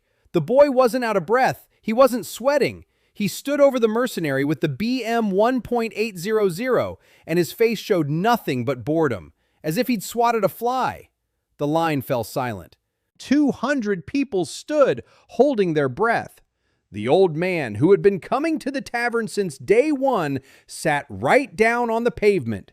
His legs wouldn't hold him. He had seen how the boy in the old shirt had taken down a C-rank mercenary with a wooden spoon. In a single motion, Count Hwang Ji-won stood on the corner, 40 paces to the door. He saw everything. The SSS tablet above the child's head, the mercenary on the ground, the spoon. His face remained unchanged, but his right hand clenched into a fist so tightly that the ring with the scratch dug into his finger until it bled. He turned and walked away, silently. The 7 remaining mercenaries picked up the 8th and followed. Yunhee looked at Hajun. The boy looked at his mother, then at the spoon. Then he shrugged and went back into the tavern. A minute later, the line had reformed. People took their places, as if nothing had happened. But every one of them remembered the boy, the spoon, SSS, and the count who left in silence. This story would spread by evening. Jin stood in the kitchen and heard everything through the wall. He didn't come out. He didn't show himself. His tablet still hung in the air, invisible to those behind the wall. BM 44, rank F, dependent. The invisible man in an apron. He stirred the soup, checked the temperature, took a sample, spit it out. Tasteless. He'd lost 2 more elements, and now some of the flavors simply didn't register. 60 left. He counted each one. The kitchen door opened. Yunhee entered. She closed it behind her. They were alone. She stood in front of him and was silent for 10 seconds. Then she spoke. She said that the meridians were fully restored, that she could feel every channel, that her body was stronger than it had been before the poisoning. Yes, she said poisoning. She knew. Not because she'd been told, because when the channels opened, she felt traces of poison, remnants of the formula that had been burning them from the inside for 3 months. She wasn't a fool. She was a general. Generals know how to assess damage. She asked if he knew. Jin nodded. She asked who. Jin replied that he didn't yet know exactly who had administered the poison, but he knew whose formula it was. Yunhee waited. Jin said the formula was old, very old. 300 years. Whoever used it had received the recipe from the one who created it, or from his apprentice. Yunhee asked how he knew about a 300-year-old formula. Jin remained silent. She didn't press him. She repeated herself. Generals know how to wait. But she added one thing. She said that when she found out who had poisoned her tea, she wouldn't wait. She said it calmly, without pressure, like a fact, like a weather forecast. It's going to rain. There would be retribution. Jin nodded. She left. He remained by the cauldron. Beyond the wall, the tavern was bustling. Dalgon was serving soup. Hajun sat by the door, sharpening a wooden spoon. 200 people were eating, and their tablets were growing. And Jin thought about the poison, the formula from his textbook. Chapter 6, paragraph 3. Neutralization of the meridian channels through prolonged microdosing. He had written it as a theoretical model for students, a warning about what one could do with alchemy if one lost one's conscience. Someone hadn't lost their conscience. Someone had never had one. And that someone knew his work by heart. On the 35th day, something happened that Jin hadn't expected. A carriage pulled up to the tavern. No coat of arms, no guards, simple, clean. A man in plain clothes stepped out. A gray cloak, a hood. The tablet was hidden. He stood in line, waited for his bowl, sat down at a table next to a porter and a fisherwoman. Ate in silence. The tablet above his head didn't flicker. He finished eating, stood up, walked over to the counter, asked Dalgon to tell the cook that the soup was good. Then he asked if he could wash the dishes. Dalgon was taken aback. The man repeated himself. He wants to wash the dishes. Dalgon looked toward the kitchen. Jin froze behind the wall. The man in the hood entered the kitchen. He took off his cloak, rolled up his sleeves. He stood by the tub of dirty bowls and began washing them. Silently, methodically, bowl by bowl. Jin stood 2 steps away and watched his hands. His hands were well groomed. His nails were even. His skin was smooth. Not a single callus. These were the hands of a man who had never done physical labor. But he washed the dishes as if he did it every day. With respect. For every bowl. For the water. For the process. Jin took a breath of air beside him. Imperceptibly. Composition. Aura. Level. And the number struck him in the head like a hammer. BM 89,000. SS rank. The man washing dishes in his kitchen was Emperor Lee Gon-min. Jin's expression didn't change. He kept stirring the soup. The Emperor washed dishes for an hour. 43 bowls. Then he dried his hands, put on his cloak, walked over to Jin. He looked at his tablet. BM 44. Rank F. Dependent. Then he looked at the pot, then at Jin. And in his eyes, Jin saw what he had seen 300 years ago in the eyes of another ruler. Not fear, not greed, a question. One simple question. What are you? The Emperor didn't ask it aloud. He nodded, turned around, and left. Dolgan stood at the counter, his jaw hanging open. He didn't recognize the Emperor, but he saw the aura. He felt the pressure. And he understood that the man who had just been washing dishes in their tavern was someone before whom his knees wanted to buckle. Jin returned to the cauldron. He stirred the soup. The Emperor's hands had washed his bowls. That meant one thing. The court knows. Not rumors, not reports. The Emperor had come in person, tasted it himself, and seen it. Jin didn't know exactly what the Emperor had seen in his soup, but he knew that Lee Gon-min was an SS rank with a BM of 89,000. A man like that senses things in food that no one else does. He could sense the seal's signature, the structure that Jin had laid down 300 years ago, the formula that had fed the empire, that same formula in miniature, in every spoonful of soup. If the Emperor had understood this, then the next visit wouldn't be with a dishcloth. And if he hadn't, then Jin had bought himself some breathing room.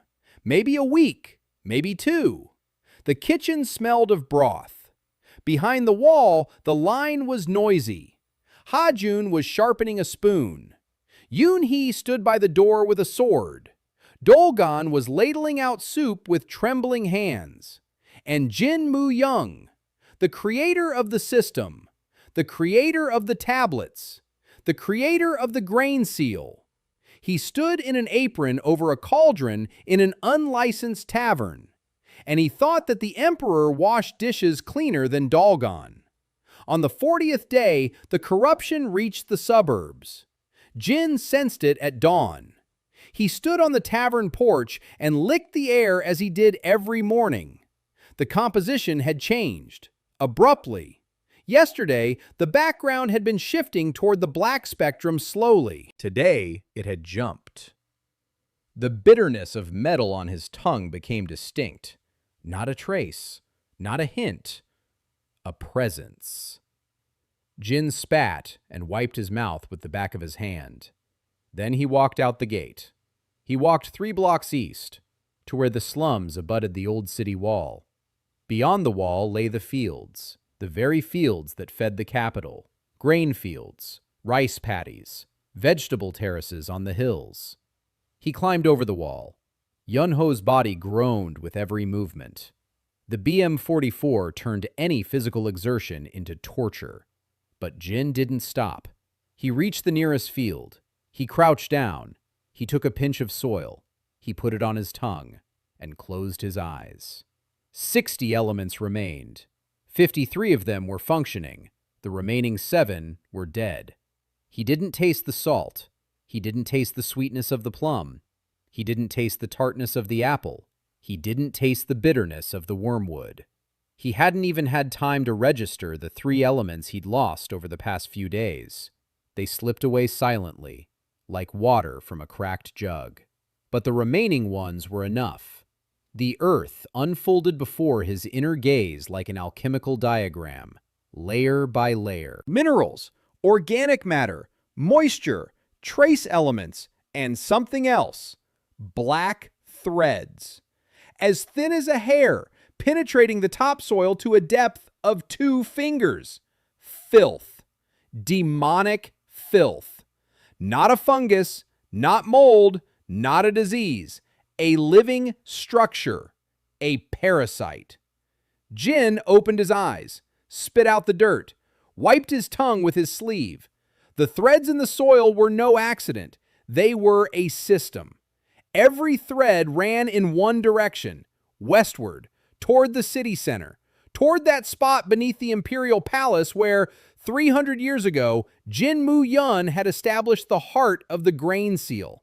Someone was directing the corruption, like water through a canal, precisely, methodically, with knowledge of the seal's structure. Jin stood up, brushed off his knees, looked at the field. The grain in the nearest patch had turned yellow, not from drought, from corruption. In a week, it will turn black. In 2 weeks, it will rot. In a month, the field will be dead. And the person who eats bread made from this grain will begin to change. First, insomnia, then hallucinations, then rage for no reason. Then he will cease to be human. Jin had seen this before, 300 years ago, when he sealed the hunger that eats worlds. The creature did not feed on bodies. It fed on minds. It turned people into mad shells that ate one another, and everyone devoured became a new link, a chain reaction. 1 infected field, 1,000 loaves of bread, 1,000 madmen. The seal had held the creature for 3 centuries. Now the seal was being broken from the inside, and Jin knew by whose hands. He returned to the tavern. Yunhee was waiting at the door. Her tablet showed BM 24,000. Over the past 15 days, it had been rising by 300 to 400 points daily. The meridians had recovered 80%, rank S. She looked at Jin and saw the mud on his knees. She asked where he had been. Jin replied that he had been in the fields. Yunhee asked why. Jin paused. Then he said that the fields were dying. Yunhee wasn't surprised. She had commanded the Northern Army for 3 years. She had seen what was happening on the eastern frontiers. Gray fields, dead livestock, people eating bark. She knew the blight was spreading. She didn't know the blight was man-made. Jin hadn't told her that. Not yet. He walked into the kitchen. He closed the door, sat down on the floor, and for the first time in 40 days, he allowed himself to think about what he didn't want to think about his student. He didn't even utter the name in his mind. 300 years ago, this man had been the best of his students, the only one to whom Jin had revealed the full structure of the seal, the only one to whom he had entrusted the sealing formula, and the only one who put poison in his last cup of tea. Jin didn't understand it then, didn't sense it. He drank his tea and thought about the formula for a new harvest circuit. Then the world went dark. 300 years of emptiness. And now he sits on the kitchen floor in the slums and knows that his student is alive, that his apprentice is breaking the seal, that his apprentice will unleash a creature into the world that will devour everything, and that his apprentice is doing this with the help of the Order of the White Colossus. Jin stood up. Enough. He walked over to the cauldron, lit the fire, began to cook. The 41st day. 200 bowls. 600 copper bowls. Count Huang Ji-wan, somewhere in the upper city, is planning his next move. The emperor, somewhere in the palace, is pondering what he has tasted. The chancellor, somewhere in his office, is crunching numbers. And the filth, somewhere underground, is creeping toward the heart of the city. Jin stirred the soup and counted. Days, elements, enemies, allies. 90 days until the audit. 40 have passed. 50 remain. On the 45th day, the emperor returned. This time, he was not alone. A woman came with him, short, middle-aged, in simple clothes, the tablet hidden.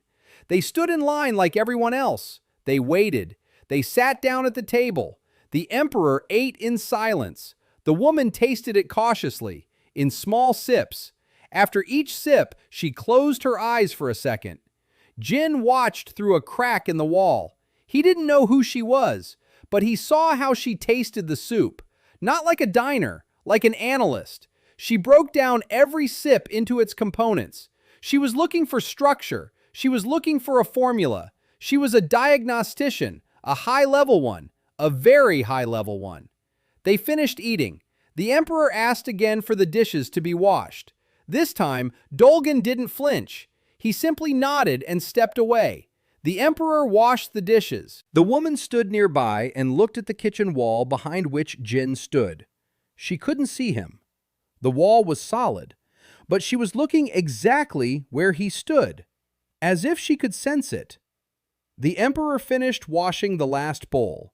He turned to the woman. She shook her head, barely noticeably. The emperor nodded. They left. Jin stood behind the wall, his heart beating faster than usual. The woman had found nothing, just like the inspectors, just like the crystal. His method was invisible to the diagnostic methods of this era, but the way she looked at the wall, the way she pinpointed his position, it wasn't sight, not hearing. It was a level of intuition he hadn't encountered in 300 years. That evening, he asked Lady Park which of the women in the emperor's entourage possessed diagnostic abilities. The old woman thought for a moment.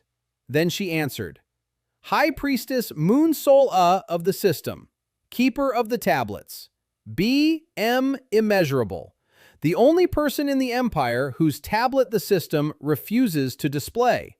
Not because the number is too large, because the system cannot measure it. Jin froze. The High Priestess of the system, the keeper of his own invention, the woman who stands closest to the mechanism he created. And she came to his tavern, ate his soup, and looked through the wall into his eyes. She didn't find alchemy. She found something worse. She found a signature, the creator's signature. In every spoonful of his soup was a structure that only someone who understood the system at an architectural level could recognize. Moon-Sol-Ah understood. She shook her head at the emperor, not because she found nothing, but because she found too much. And she didn't know how to explain it to the ruler who was washing dishes next to her. Jin stepped onto the porch. He looked up at the sky. The stars were dim. The city's magical aura suppressed the light. The corruption was approaching. And now, it wasn't just enemies watching him. The throne was watching him. The system was watching him. And he had 57 elements left out of 64. 7 dead tastes, and the count continued. On the 50th day, the first infected arrived. A man in his 40s. A farmer from the eastern suburbs. His tablet flickered erratically. BM88, rank F. The numbers jumped. 88, 84, 91, 79, 88. Instability. Jin hadn't seen this in a single visitor in a month and a half. The man sat down at the table. He ordered a bowl. He ate greedily. His hands were shaking and soup spilled onto the table. Dalgon noticed the tremor and looked toward the kitchen. Jin was peering through a crack. He saw the tablet. He saw the instability. And he saw something else. The man's eyes. The left pupil was wider than the right, by 2 millimeters. Imperceptible to the casual observer. But Jin was no casual observer. The farmer finished eating. The tablet flashed.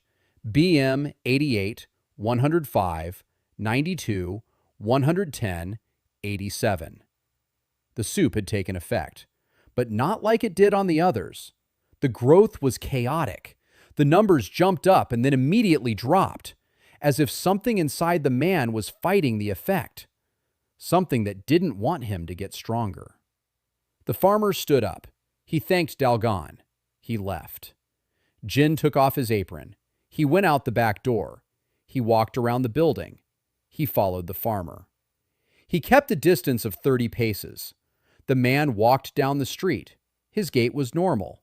Then he jerked, stopped, clutched his head with both hands, stood like that for 5 seconds, let go, kept walking, as if nothing had happened. Jin stopped. He sniffed the air where the man had clutched his head, a residual trace, faint, black, the same substance as in the soil of the field. Filth. Inside the man. The farmer had eaten bread from the contaminated field. The process had begun. Stage 1, insomnia and tremors. In 2 weeks, Stage 2, hallucinations. In a month, Stage 3, irreversible. Jin returned to the tavern. He closed the kitchen door, sat down at the cutting table, and began to calculate. The soup had worked, but not completely. The usual recipe couldn't handle the taint inside the body. A different approach was needed, different elements, a different formula. He knew which one. 300 years ago, he had created an antidote to the corruption. He had recorded the formula in the 4th volume of his works, paragraph 7, a cleansing broth based on 12 neutralizing elements. The problem was that he had already lost 3 of the 12 neutralizers: salt, the sweetness of a plum, the acidity of an apple, dead flavors, which he could no longer work with. A formula missing 3 of the 12 components was like an equation missing 3 variables. Solvable, but the result would be messy. Inaccurate. Dangerous. Jin sat and thought. An hour. 2. Dalgon peeked into the kitchen and saw that the cook was sitting motionless with his eyes closed.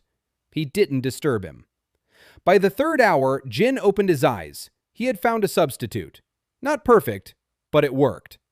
Instead of salt as a neutralizer, he could use ash.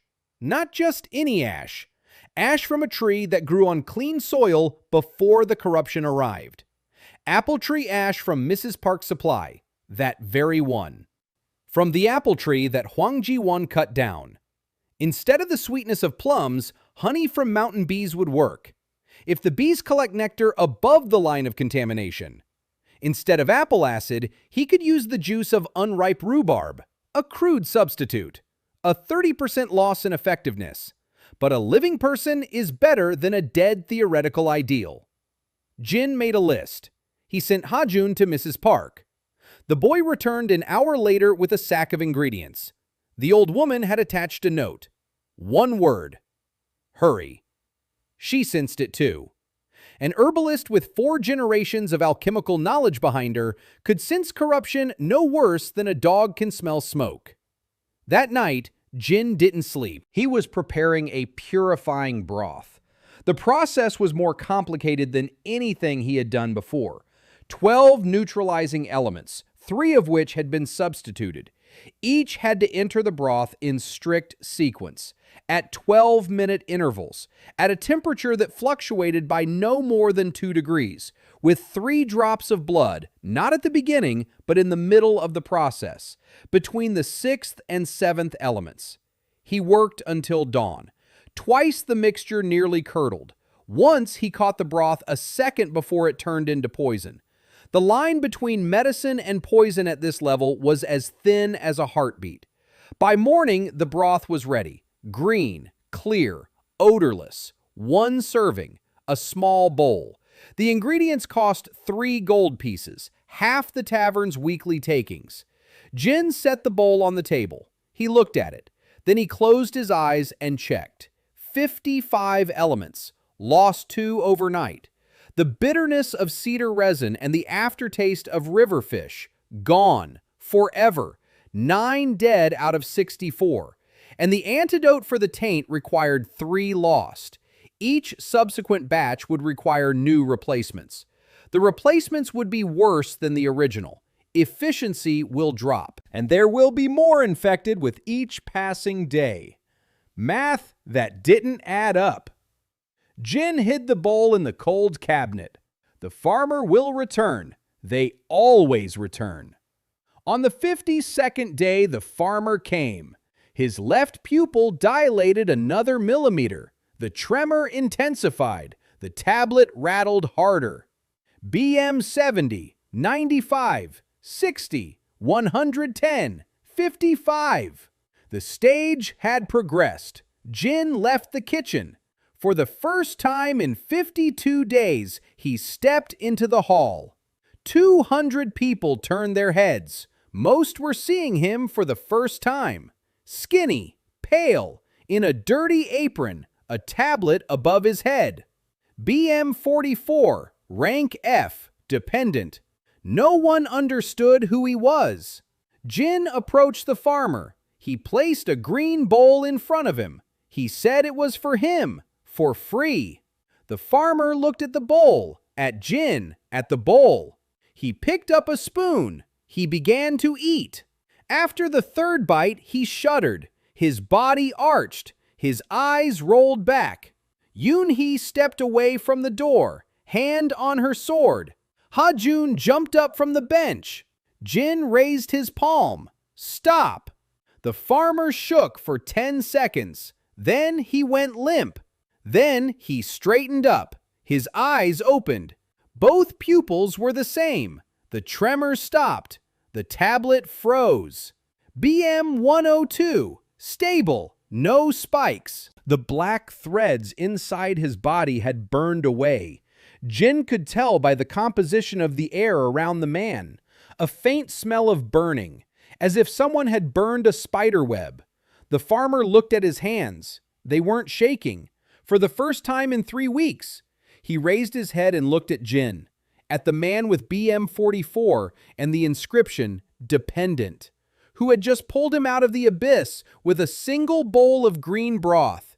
He didn't say thank you. He cried, silently, without a sound. Tears ran down his cheeks and dripped onto the table. Yunhee took her hand off the sword. 200 people were silent. They didn't understand what had happened. They had only seen a man with trembling hands drink the green soup and stop shaking. But they remembered, and they would tell. Jin took the bowl. He returned to the kitchen. He closed the door. He sat down on the floor. 55 elements, 9 dead, 1 infected person cured. The corruption is spreading. Dozens of infected fields, thousands of people who ate from them. 1 dose of the antidote costs 3 gold pieces and 2 life elements. Jin closed his eyes and thought about the grain seal. Don't treat the symptoms. Stop the cause. He needs access to the seal, and the Emperor has that access. On the 60th day, Jin entered the infected field for the 2nd time, but now he wasn't alone. Yunhee walked beside him. Her tablet showed BM 34,000, rank S. Over the past 20 days, she had been gaining 500 points daily. Her meridians had recovered 90%. She moved differently, not like a woman, not like a noble woman, like a weapon. Every step was precise, every turn of her head locked onto a sector. The general had returned to the general's body. They stood at the edge of the field. The grain had turned black. Jin knew it would be so. 2 weeks ago it had been yellow. Now it was black. The ground beneath the stalks was covered with a thin crust that crunched underfoot like glass. Yunhee crouched down. She touched the crust. She pulled her hand away. Her fingers went numb. She looked at Jin. He crouched down beside her. He licked the ground. 55 elements. 23 of them responded to the soil's composition. The black threads grew thicker, denser. They were no longer a web. They had become roots, alive, pulsating, reaching meters deep. Jin stood up and told Yunhee that this wasn't a disease. It was a system. Someone had built a network underground. Every field was a link. Every link led to the center. Yunhee asked which center. Jin replied that it was the grain seal. Yunhee knew what the grain seal was. Every military commander knew. An artifact beneath the imperial palace that had blessed the empire's harvest for 300 years. Without it, the fields yielded half as much. With it, Chonghua fed 40 million mouths. Yunhee asked who was doing this. Jin remained silent. She didn't press him, but something new appeared in her eyes. Impatience. She was tired of waiting for answers. They returned to the tavern. Standing at the door was a man Jin hadn't seen before. Tall, in a black uniform with silver buttons. The tablet was hidden. He handed Yunhee a scroll. She unrolled it. She read it. Her face froze. Jin stood nearby and saw the text. An official invitation to the imperial banquet in honor of the end of the summer cycle. The Songhua Hall. That very hall. That very marble where the chevron had been cut off. The banquet in 30 days. The 90th day. The last day before the audit. Yunhee rolled up the scroll. She looked at Jin. He nodded. She knew what he would say. They would go. The courier left. Yunhee entered the tavern. Jin stayed on the porch. A minute later, Ha-jun came out. He sat down next to her. The boy had grown in 2 months. Not physically. Inside. His eyes had grown older. BM 11,000 and training with his mother every morning had turned the 11-year-old boy into something between a child and a fighter. He looked at Jin and asked if it was true that he wasn't his real father. Jin froze. The boy continued. He said he remembered Seo Yunhee. He remembers how he used to drink. He remembers how he used to yell at his mother. He remembers how he smashed a bowl against the wall because the soup was cold. That man didn't know how to hold a knife. That man didn't get up until dawn. That man didn't make soup that brings dead legs back to life. Ha-jun said he didn't know who was sitting in front of him, but he knows it's not Seo Yunhee. Jin remained silent. The boy waited. Jin replied that it doesn't matter who he is. What matters is that he's here. Ha-jun thought it over. Then he nodded. He stood up. He went inside.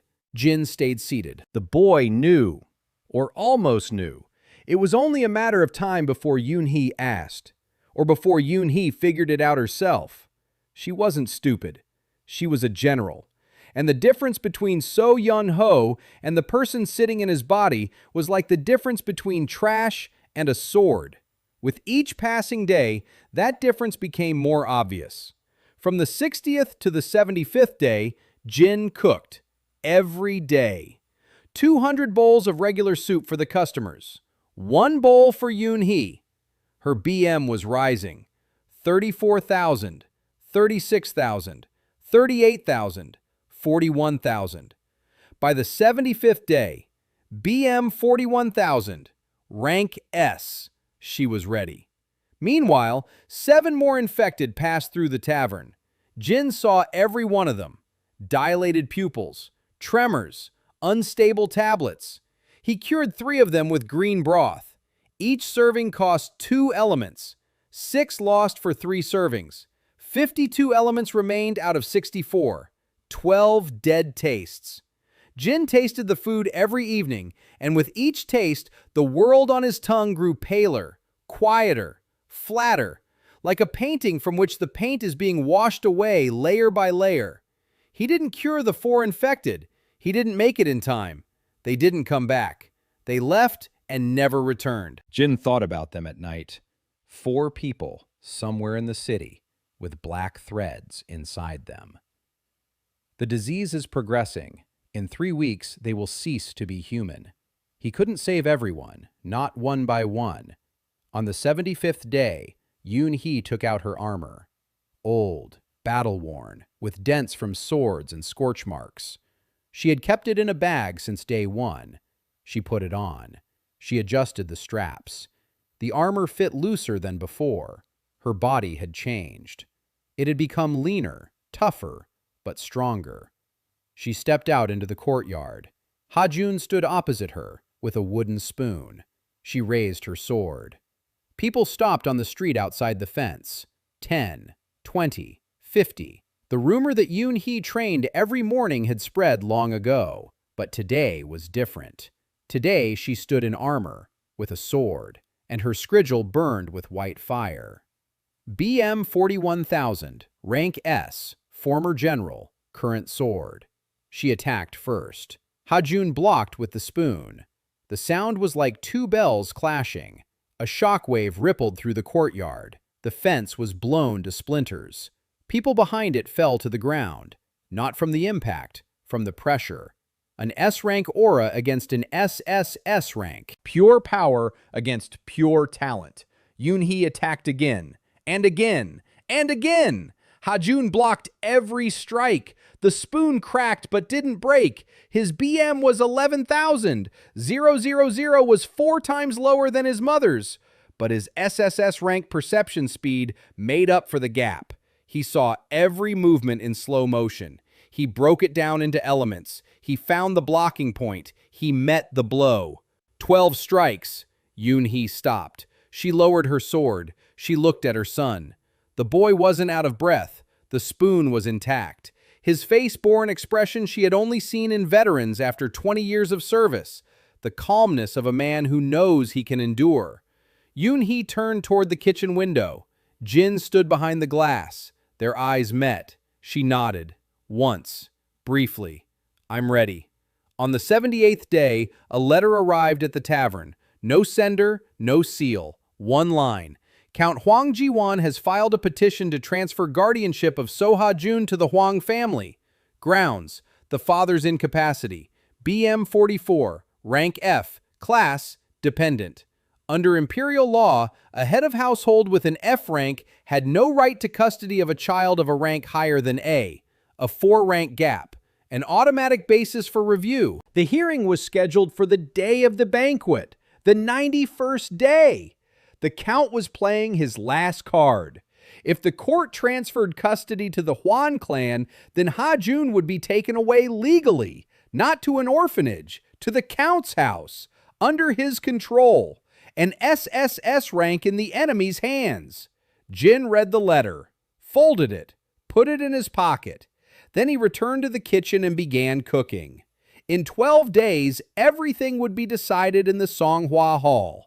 Duty, custody, Yunhee's honor, Ha-jun's future, and something else Count Hwang Ji-won didn't even suspect.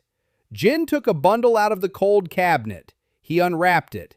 Inside lay a root, small, dry, twisted, an apple tree root from the Seo family's garden. Mrs. Park had dug it up from beneath the stump left after the Count had cut down the tree. The root was alive. The tree had been cut down, but the root remained in the ground and did not die. Like Yunhee, like Ha-jun, like Jin himself, cut down but alive. Jin held the root to his nose. He sniffed. Nothing. The scent of apple trees was among the lost elements. He couldn't smell it, but he remembered. Memory is stronger than taste. He placed the root on the table and began to work. The final dish for Count Hwang Ji-won. Soup made from the root of the apple tree they had planted together at the age of 7. The one the Count had cut down and burned, which didn't die. A soup that would take back from the Count everything he had stolen. Every BM point, every rank, every number on his tablet, down to 0. Jin sliced the root and counted the elements. 47, 52 working, enough. He'll lose 3 more, maybe 4, but the count will lose more. The 90th day, Sonhwa Hall, the same marble, the same columns, the same 400 faces, some even in the same outfits as 3 months ago. The Chunhwa Empire loved repetition. Count Huang Ji-won sat in the seat of honor to the right of the central platform. His tablet glowed with an even blue light, BM 4800, rank A. Next to him sat a clerk with a folder of documents. A petition for guardianship, certified, sealed, ready for reading. The Count was drinking wine, red, from a glass that had once been part of Yunhee's set. He knew that today it would all end. The boy would be taken away by law. His son-in-law would remain a nobody. His cousin might have risen to S rank, but without money, without land, without custody of her own son, she was nothing. A pretty 0, an S rank 0, but still a 0. He set down his glass and smiled. The hall doors were open. Guests were entering in pairs. Barons, viscounts, counts, marquises, 3 dukes. Chancellor Cho Song-mi entered alone. Her tablet was hidden. She sat in the shadow of a column and took out a notebook. Emperor Lee Gon-min took the throne in the center of the hall. His tablet read BM 89,000, rank SS. Standing nearby was a woman without a tablet, High Priestess Moon Sol-ah. She did not sit, she stood. She looked at the doors, she waited. The hall filled, 400 guests, music, whispers, the clinking of glasses. And then the doors opened again. Yunhee entered first. Her armor gleamed, polished to a mirror finish, a sword at her belt, her back straight, a commanding stride. Above her head the tablet glowed white, BM 41,000, rank S. The hall fell silent, not immediately, in waves. The front rows saw the number and stopped breathing. The second rows saw it and stopped chewing. The third rows saw it and rose from their chairs. 3 months ago, this woman stood here with a BM of 71, barefoot, without a chevron, with a debt of 4,200,000 gold. Now she walked across the same marble in armor, with a tablet that burned brighter than any generals in the hall. BM 41,000. It was more than the commander of the Western Army, more than the head of the Khan clan, more than the 3 marquises at the next table combined. Count H. van Javan slowly lowered his glass. Wine splashed onto his cuff. He didn't notice. His eyes were fixed on his cousin's tablet. 41,000. 3 months ago, 71. A 577-fold increase.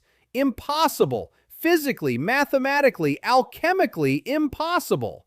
Ha-jun followed Yunhee. The boy was carrying a tray. On the tray stood a single bowl, small, clay, filled with brown soup from which a thin steam rose. The tablet hovered above the boy's head. BM 11,000, rank SSS. 400 people saw the number and the hall swayed. Physically, people recoiled as if from a blast wave. SSS. A child, 11 years old, soup on a tray. Jin followed behind them, in an apron, a dirty one, that very one. The tablet above his head dimmed like a candle burning out. BM 44, rank F, dependent. 400 pairs of eyes darted between the 3 figures. S rank, S, S, S rank, F rank, general, child, cook. The emperor had been informed of them a week ago. He knew. The chancellor had known 2 weeks ago. The high priestess had known from the day she tasted the soup. But the 400 guests did not know, and now they saw. Yunhee stopped in front of Huang Ji-won's table. The hall fell silent. She looked at her brother. He looked at her. His hand gripped the glass so tightly that the stem cracked. Wine dripped down his fingers onto the tablecloth. Yunhee turned to Ha-jun. The boy placed the tray on the table in front of the count. The bowl was steaming, apple tree root soup. Yunhee spoke. Her voice was steady, without strain. She said she remembered the apple tree. She said he had cut it down. She said the root remained. She said the soup was made from that root. And she said one word, eat. 400 people were watching. The Count looked at the bowl, at the soup, at the brown surface reflecting the light of his own tablet. BM 4800, rank A. The clerk beside him turned pale. He sensed that something was happening beyond the scope of his legal documents. The Count could not refuse to eat. Refusal before the court meant an admission of guilt. Before the emperor, before the chancellor, before 400 witnesses. Chunghwa etiquette was a law harder than steel. When a relative brings a dish at a banquet and says, "Eat this," refusal is a declaration of war. Public, irreversible, with consequences no lawyer could wash away. The Count lifted the bowl. His hands were trembling. He knew something was wrong with this bowl. He could feel it. But 400 pairs of eyes weighed heavier than fear. He brought the bowl to his lips. The first sip. The tablet flashed. BM 4800, 4790. The second sip. 4700, 4500. Third sip. 4,000, 3,200. The room began to murmur. The tablets were visible to everyone. Court protocol required an open projection. Every guest saw the Count's numbers going down. Fourth sip, 2,000, 1,200, 800. Someone stood up. Someone sat down. Someone dropped their glass. Fifth sip, 400, 200, 100, 50, 12. The Count set down his bowl. Empty. His tablet showed BM 12, rank F. Then it flashed again. BM 0, class dependent. That very class, that very rank, that very 0 he had pinned on his son-in-law, the one he had pinned on Yunhee, the one he had mocked in front of this very hall 3 months ago. Now that 0 was his. The Count slid off his chair. His legs wouldn't hold him. BM 0 meant his body wasn't generating any energy at all. His muscles were failing. His coordination was collapsing. He fell onto the marble, the same marble that Yunhee had walked on barefoot. He was crying, silently, without dignity, like a child caught stealing. 400 people were watching. The emperor was watching. The chancellor was taking notes. The high priestess stood motionless, her eyes closed. She was listening to something no one but her could hear. The structure of the dish, the chef's signature, a formula 300 years old. Yunhee stood over her brother, her face expressionless. No joy, no triumph, no pity. She turned toward the hall. The steward sitting next to the Count was as white as a sheet. A folder of documents lay on the table. Yunhee picked it up, opened it, took out the petition for guardianship, tore it up, slowly, into 4 pieces. She placed the scraps on the table next to the empty bowl. No one objected. The emperor stood up. The hall fell silent. 400 people stopped breathing at the same time. Li Ganmin stepped down from the platform. He walked past the Count on the floor, past Yunhee, past Ha Jun. He stopped in front of Jin. In front of the man in the dirty apron with BM 44 and the word servant written on it. He looked at his hands, the hands of a cook, with burns from oil and cuts from a knife. Then he looked him in the eyes and said 3 words, "Sir Chef, name your price." The hall heard it. 400 people heard the emperor address an F-rank retainer with the word "Sir." A whisper rippled from wall to wall and died away. Jin replied. His voice was quiet, steady. For the first time in 90 days, barely louder than a whisper, he said one word, seal. Then he added, grant access to the grain seal, by morning. The emperor didn't blink. He didn't ask for clarification. He had seen the infected fields. He had read the chancellor's reports. He had washed dishes in the tavern where soup had replaced the tablets. And he had just seen how a bowl of broth had reduced an A-rank count to nothing. A man who can do that can do the opposite, can fix what breaks. The emperor nodded, turned toward the throne. The emperor didn't have time to sit on the throne. The hall doors opened for the third time, not slowly, not solemnly, with a jolt. The panels slammed against the walls and the sound rolled across the marble like thunder. 400 heads turned. A man stood in the doorway. Short, thin, in a black chef's uniform. The fabric was strange. Not silk, not cotton. Something in between. Something that absorbed the light around it and seemed like a hole in space. An emblem on his chest. An inverted ear of grain. Gold on black. His tablet hung above his head. The BM was not displayed. Instead of a number stood a symbol that no one in the hall had seen before. High Priestess Moon Solya opened her eyes. For the first time all evening, an expression appeared on her face. Not fear, recognition. She recognized the symbol, the same one found in the system's ancient records, in those sections to which only she had access, the symbol of the First Age. A man entered the hall. His footsteps made no sound. His feet touched the marble, but the marble remained silent, as if the floor refused to acknowledge his presence, or was afraid. The guards at the doors did not stir. They stood with their eyes open and did not move. Not paralyzed, not dead, halted. Their tablets had gone dark. All at once, 400 guests saw it. 400 guests realized that the man who had entered the hall had extinguished the tablets of 10 guards with his mere presence. Chancellor Cho Song-mi closed her notebook, slowly. Her hand did not tremble, but the pen in that hand snapped in half from the pressure with which she was gripping it. The man walked past the tables. The guests moved aside. They did not stand up. They did not bow. They simply moved aside, as if from fire. He stopped in front of Jing. 2 cooks, one in a dirty apron with BM 44, the other in a black uniform with a symbol instead of a number. They looked at each other. The man bowed, deeply, like a student before a teacher.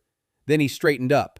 He took a plate from his breast pocket, white, porcelain, with a thin crack along the edge. A drop lay on the plate. One, black, oily. It was steaming. Not steam, something heavier than steam, something that drifted down through the air and dissolved near the floor. A scent. Jin smelled it. No, he didn't smell it. He had 50 elements left out of 64, and the ones needed to recognize this scent weren't among them. But he remembered. Memory worked where taste failed.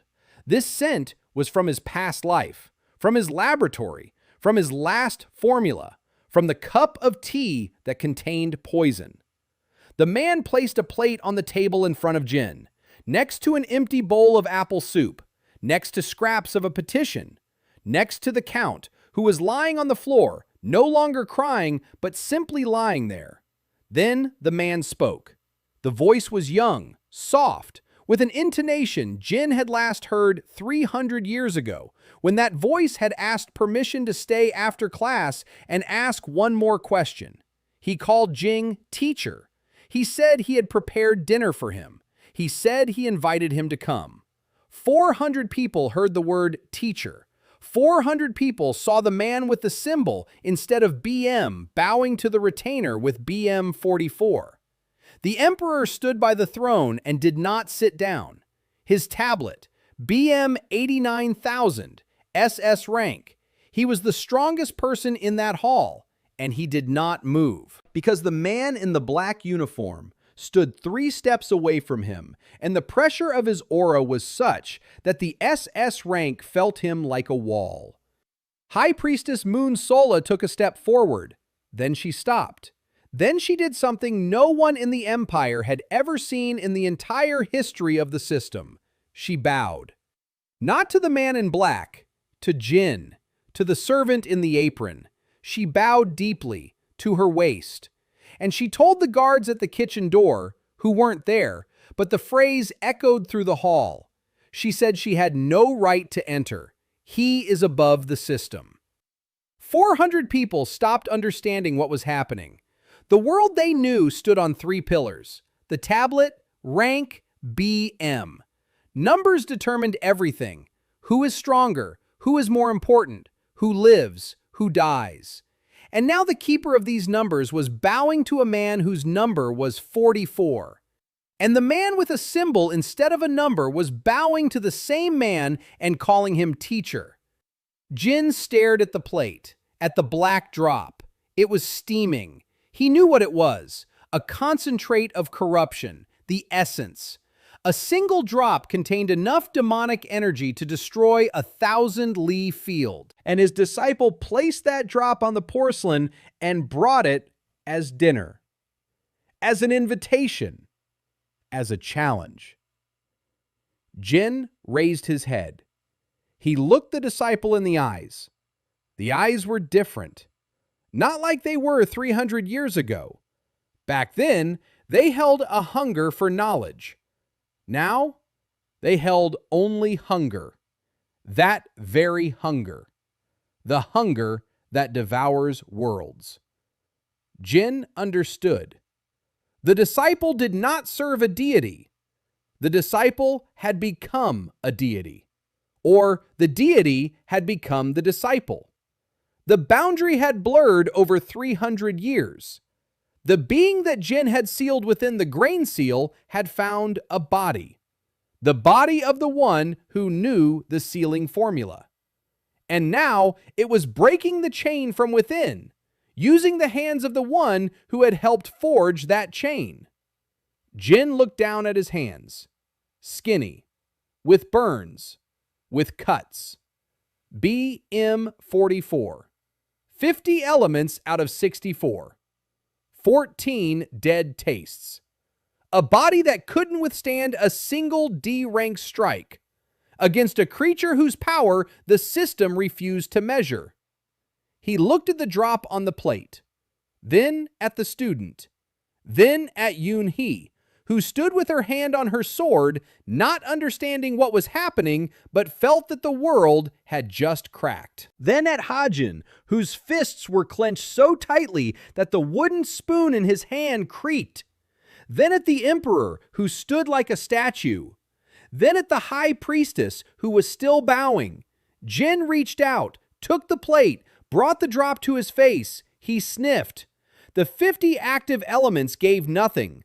The drop was outside his current range. He licked the edge of the plate next to the drop, not the drop itself, the porcelain on which it lay, a residual trace. And among the 50 elements that were still active, 3 responded. 3 familiar tastes from his past life, his own formula, turned upside down, like a reflection in a funhouse mirror. Every element in its place, but with the opposite sign.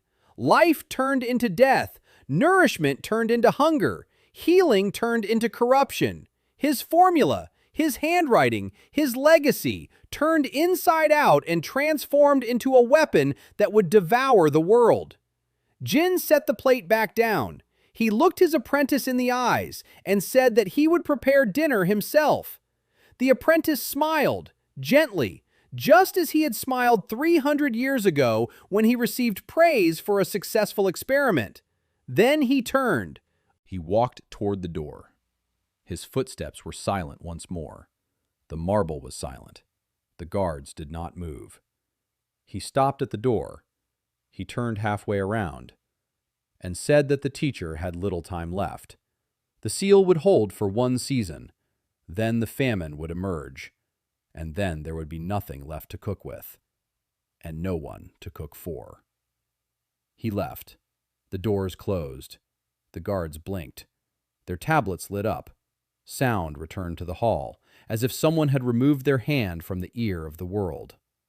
Count Hwang Ji-won lay on the floor with a BM of 0. Yunhee stood over him in armor with a BM of 41,000. Ha-jun held a tray with an empty bowl. The emperor stood by the throne. The chancellor held a broken quill. The high priestess straightened up and, for the first time that evening, looked directly at Jin. Not through the wall, not through the soup. Directly. And in her eyes was the answer to the question she had asked herself in the tavern 50 days ago.